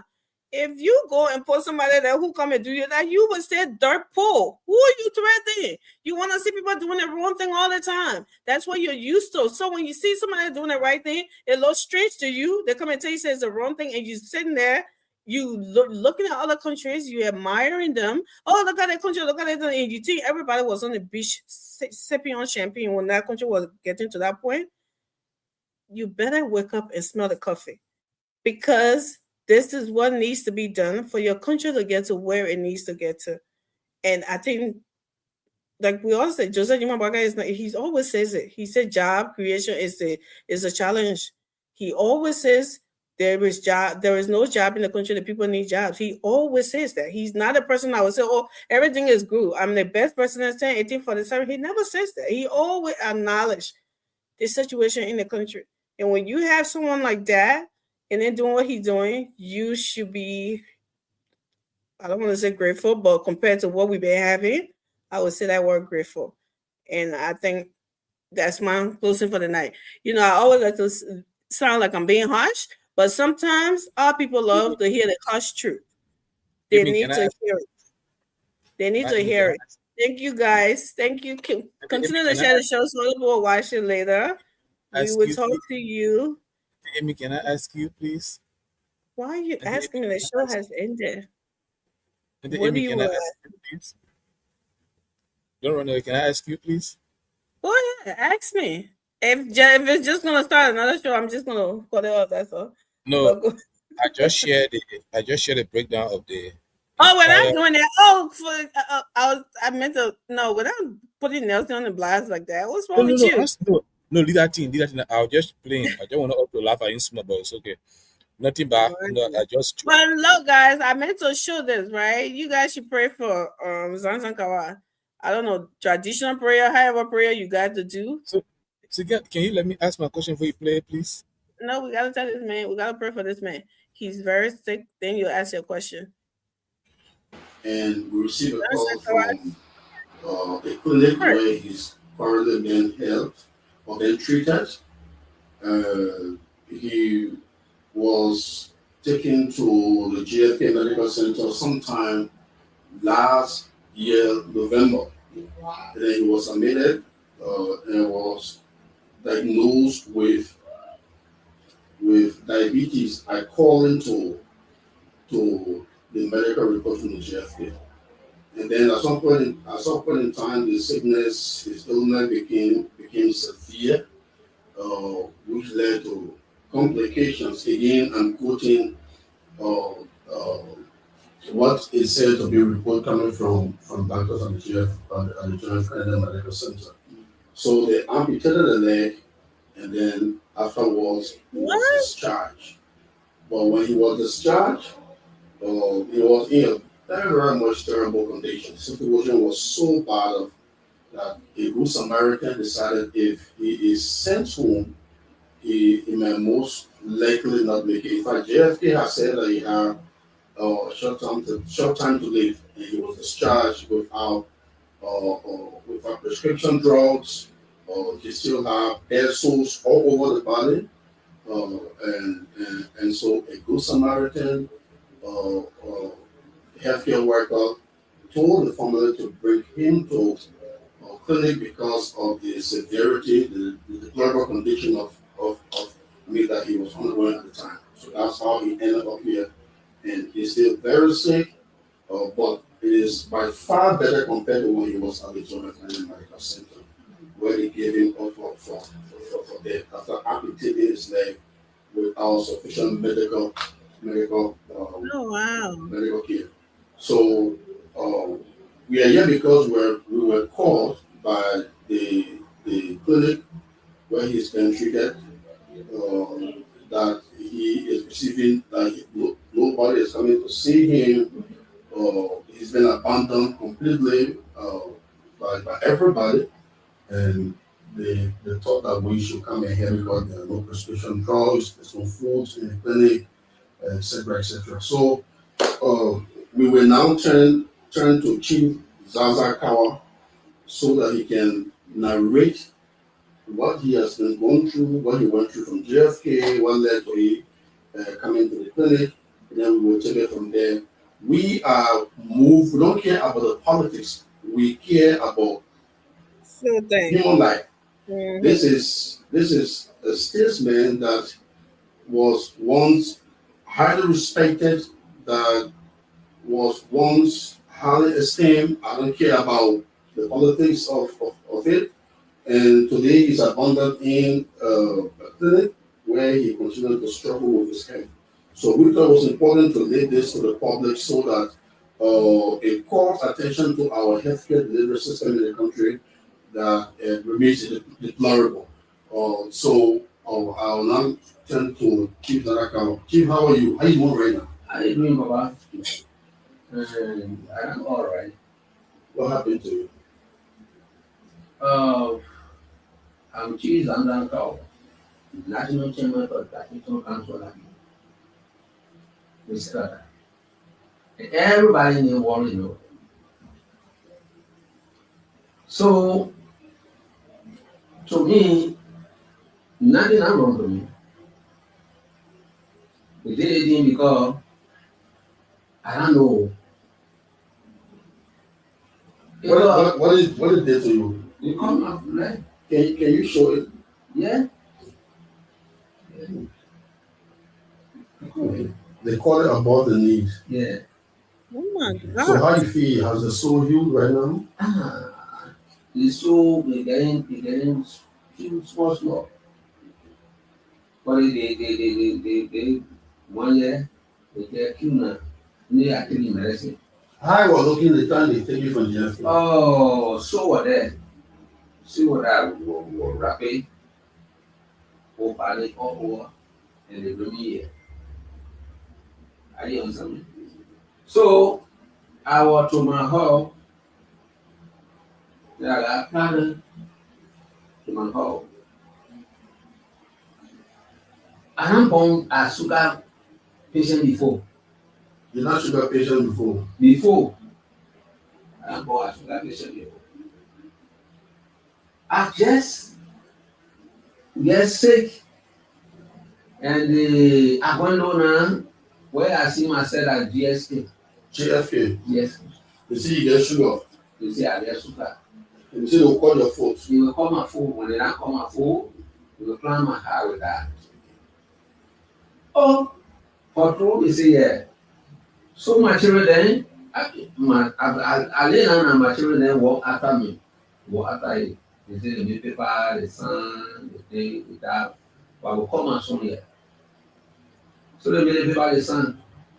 I go and then we call my phone. They call it phone. No good medicine. They do our hair. No good medicine. I will lay down there almost 1 month. 1 month. I don't know the GSA. The GFA. Yeah. Yeah, 1 month there. 1 month if you I come in, Leo. then they tell me, they say, we come to discharge you. I thought you're all right now. No. My body, you see my body said you cry. My body that so. So, do y'all want to listen to the whole thing? That is so sad. I didn't know he. Oh my God, he looks different. Pray for Ome Zanzakawa. His voice haven't changed though, but his entire posture from the sickness and something. Wow. It amputated his leg. That's horrible. But why would people talking about abandoning him? Is it a health care? I mean, anyways, just wanted to show you guys about what's going on with Ome Zanzakawa. Pray for him. Traditionally, Christianly, however, Muslimly, pray for Mr. Zanzakawa. I hope he feel better. He looks terrible. Seriously. It's